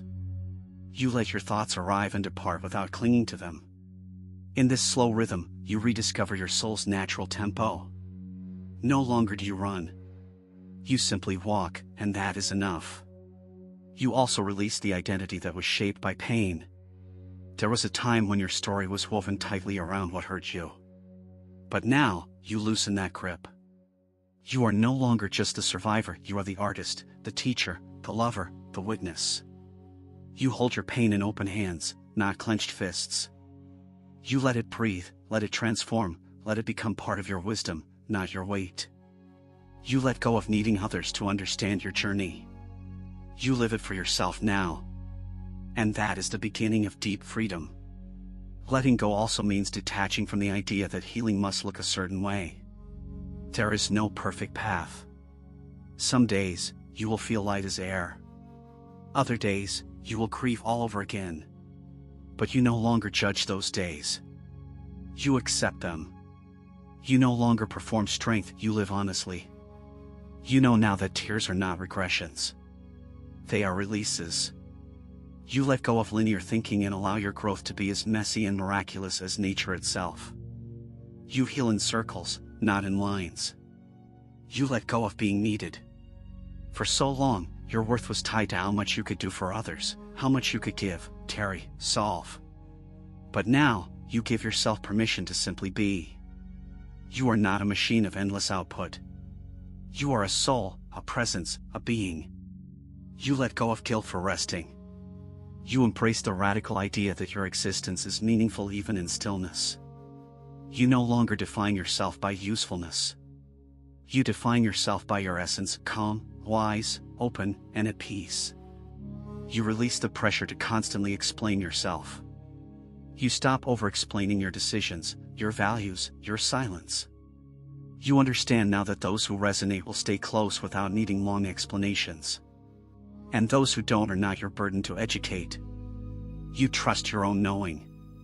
You trust that your silence, when rooted in truth, speaks louder than any argument. You no longer seek to be loud, you seek to be aligned.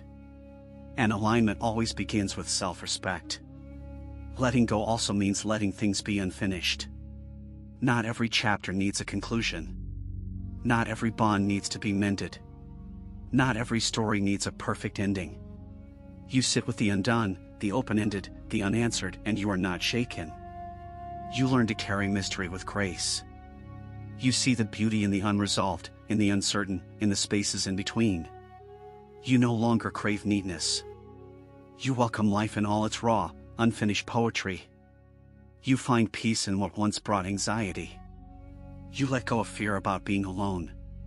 Solitude no longer feels like exile, it feels like a return. You embrace the quiet of your own company. You become your own sanctuary. Your own voice becomes kinder. Your thoughts more compassionate. You discover that what you once sought in others, validation, comfort, direction, was always waiting within you. In your own presence, you are no longer lonely. You are whole. You let go of needing to be surrounded. You choose to be supported by your own spirit. And finally, you let go of the idea that you must always be moving forward. Growth is not just expansion, it is also deepening. You may appear still on the outside, but within, great shifts are occurring. You no longer measure your progress by speed, but by truth. You rest. You breathe. You go inward. And in that sacred inwardness, you discover a world more expansive than anything outside. You are no longer chasing healing, you are embodying it. You are no longer searching for peace, you are becoming it. To let go quietly is to live with gentle authority over your own peace. You stop giving everyone access to your inner world. You no longer leave the door wide open to every voice, every opinion, every energy. You become discerning. You protect your peace not with walls, but with wisdom. You allow people in only when their presence respects your silence. You no longer confuse loudness with love or attention with affection. You now know that real connection respects your stillness and does not demand that you constantly perform yourself to be seen. Letting go also means releasing your need to fix others. In your youth, perhaps you believed love meant rescuing, changing, convincing. But now, you understand that love is not control, it is acceptance. You stop taking responsibility for the pain that others refuse to heal. You no longer carry the weight of their lessons. You set them down. Not with judgment, but with clarity. You realize that the kindest thing you can do sometimes is to step back. To let others meet themselves in their own silence. To trust that they, too, have their own path to walk. You let go of old dreams, not out of defeat, but to make space for new visions. Some things you once prayed for no longer fit the person you've become. And that's okay. You allow yourself to evolve. You no longer mourn what was never meant to grow with you. You stop measuring your joy by old blueprints. Instead, you create new ones, simpler, deeper, more aligned with your soul. You let your dreams become more about peace and less about proof. You release the need to impress and embrace the call to be whole. Your sense of purpose also shifts. You no longer seek greatness in grand achievements, but in small, sacred moments. You let go of needing to leave a mark on the world and begin to focus on leaving love in every space you enter. You understand that purpose isn't something you chase, it's something you embody. In how you speak, how you listen, how you breathe. You begin to trust that your presence is the purpose. That being kind, present, and fully awake is the highest form of offering you can make. Letting go teaches you to honor endings as sacred events. You no longer dread farewells. You see that every ending holds a quiet beauty. It is a teacher, a gateway, a final gift. You learn to say goodbye not with resentment, but with gratitude. You let things complete themselves without your resistance. You stop fighting for permanence and begin celebrating presence. Each chapter, each person, each season had its time. And when that time is done, you bow. You release. You continue walking, lighter than before. You begin to let go of the identity that was wrapped around suffering. You are no longer only the one who endured. You are now the one who transformed. You allow joy to return, without guilt. You allow lightness back into your body. You no longer apologize for your healing. You stop identifying with your past pain and begin identifying with your resilience. You are no longer a collection of bruises, you are a canvas of rebirth. You let go of the story that held you back and become the silence that holds you forward. Letting go also softens your relationship with time. You no longer rush to get over things. You understand that healing does not respond to deadlines. You honor the pace of your soul. You let go of artificial timelines, comparisons, and the belief that you should have been somewhere else by now. You are exactly where you are meant to be, and that is enough. You surrender to the unfolding, not with passivity, but with trust. You rest into time, not because you have stopped growing, but because you have started listening. You release the need to be understood by everyone. Not because you've given up, but because you've grown up. You stop explaining your peace to those committed to chaos. You no longer share your sacred thoughts with ears that only seek debate. You protect your inner temple. You speak when it nourishes you. You remain silent when it preserves your energy. You no longer trade your truth for acceptance. You let go of the desire to be liked and embrace the quiet dignity of being real. In letting go, you also rediscover beauty. The kind you once overlooked while chasing what was loud and obvious. Now, you see it in subtlety. The way the wind moves through leaves. The way the afternoon sun paints the walls. The way your breath slows when you're not afraid.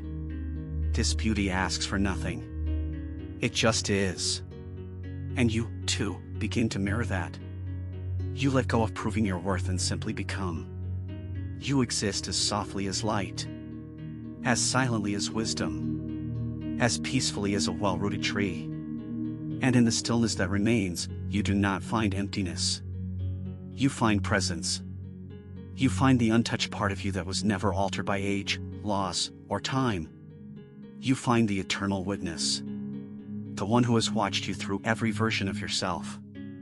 That presence becomes your home. And from that home, you look out at the world not with fear, not with attachment, but with love. You let go, and in doing so, you return to yourself, fully and quietly whole. In the quiet art of letting go, you realize that your soul was never meant to carry everything. It was meant to feel deeply, yes, but not to cling. It was meant to experience fully, then release. To hold like water, not like stone. You begin to allow your emotions to come and go without resisting their waves. You no longer fear sadness or grasp desperately for happiness. You observe. You feel. And you let the feeling pass like a bird through the open sky. No longer trapped by your own resistance. This is the gentle freedom of wisdom. You also begin to let go of what never belonged to you. The expectations others placed on your shoulders. The roles you performed to keep the peace. The masks you wore to be accepted. Slowly, quietly, you shed them. Not with drama, but with clarity. You do not hate the past, you simply recognize it is over. You no longer need to be who you were to be loved. You are enough in your rawest, simplest form. The one who smiles without reason. The one who speaks less and listens more. The one who walks away from noise to sit in the sacredness of silence. Letting go means saying yes to the moment exactly as it is. Not as you wished it to be. Not as you feared it would become. But as it arrives, unpolished, uncertain, and entirely real. You open your hands and receive it. Without armor. Without resistance. Without rewriting it in your mind. And somehow, in that surrender, you find strength. The strength to be fully alive, even when things feel unfinished. The strength to breathe deeply in the presence of both joy and loss. The strength to live honestly, even if it means living more simply than before. You let go of the illusion that healing will make you invulnerable. Healing does not mean you'll never feel pain again. It means you know how to hold yourself when it returns. You trust your own arms now, your own voice, your own silence. You don't rush to escape discomfort. You sit with it. You greet it like an old friend who comes bearing truths. You no longer fear your feelings, they are your guides, not your enemies. You let go of control, and in return, you gain calm. You no longer need to be perfect. You only need to be present. Letting go means making peace with being misunderstood. Some people will never know your heart. They will not see your quiet acts of kindness. They will misinterpret your stillness, your silence, your stepping away. And yet, you do not chase them with explanations. You do not lose sleep trying to repaint your image in their minds. You trust the truth to speak for itself in time or never. You protect your spirit from the burden of constant justification. You let your peace speak louder than your defense. This is maturity, this is liberation. You let go of the future as a source of anxiety. You no longer project endless scenarios into the unknown. You stop rehearsing suffering that may never arrive. Instead, you breathe into what is. This moment. This breath. This sensation in your chest. You stop living in the what-ifs and rest in the what is. And it is here, in this humble present, that you find the miracle. Life does not happen in your plans.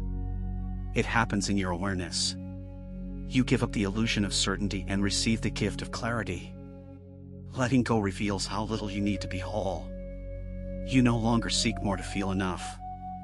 You simplify your space, your relationships, your thoughts. You choose depth over quantity. Silence over stimulation. Presence over performance. You stop accumulating and start appreciating. You give yourself permission to walk away from things that used to define your worth.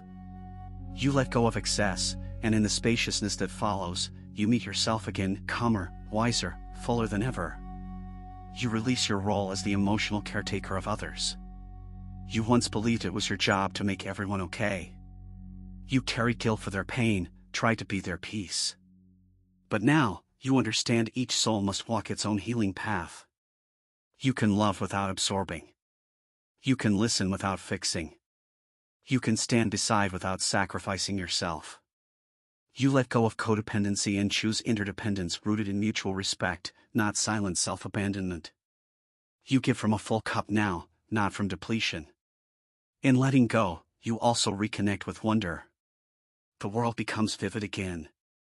You notice things, soft breezes, quiet stars, the way light plays across the floor.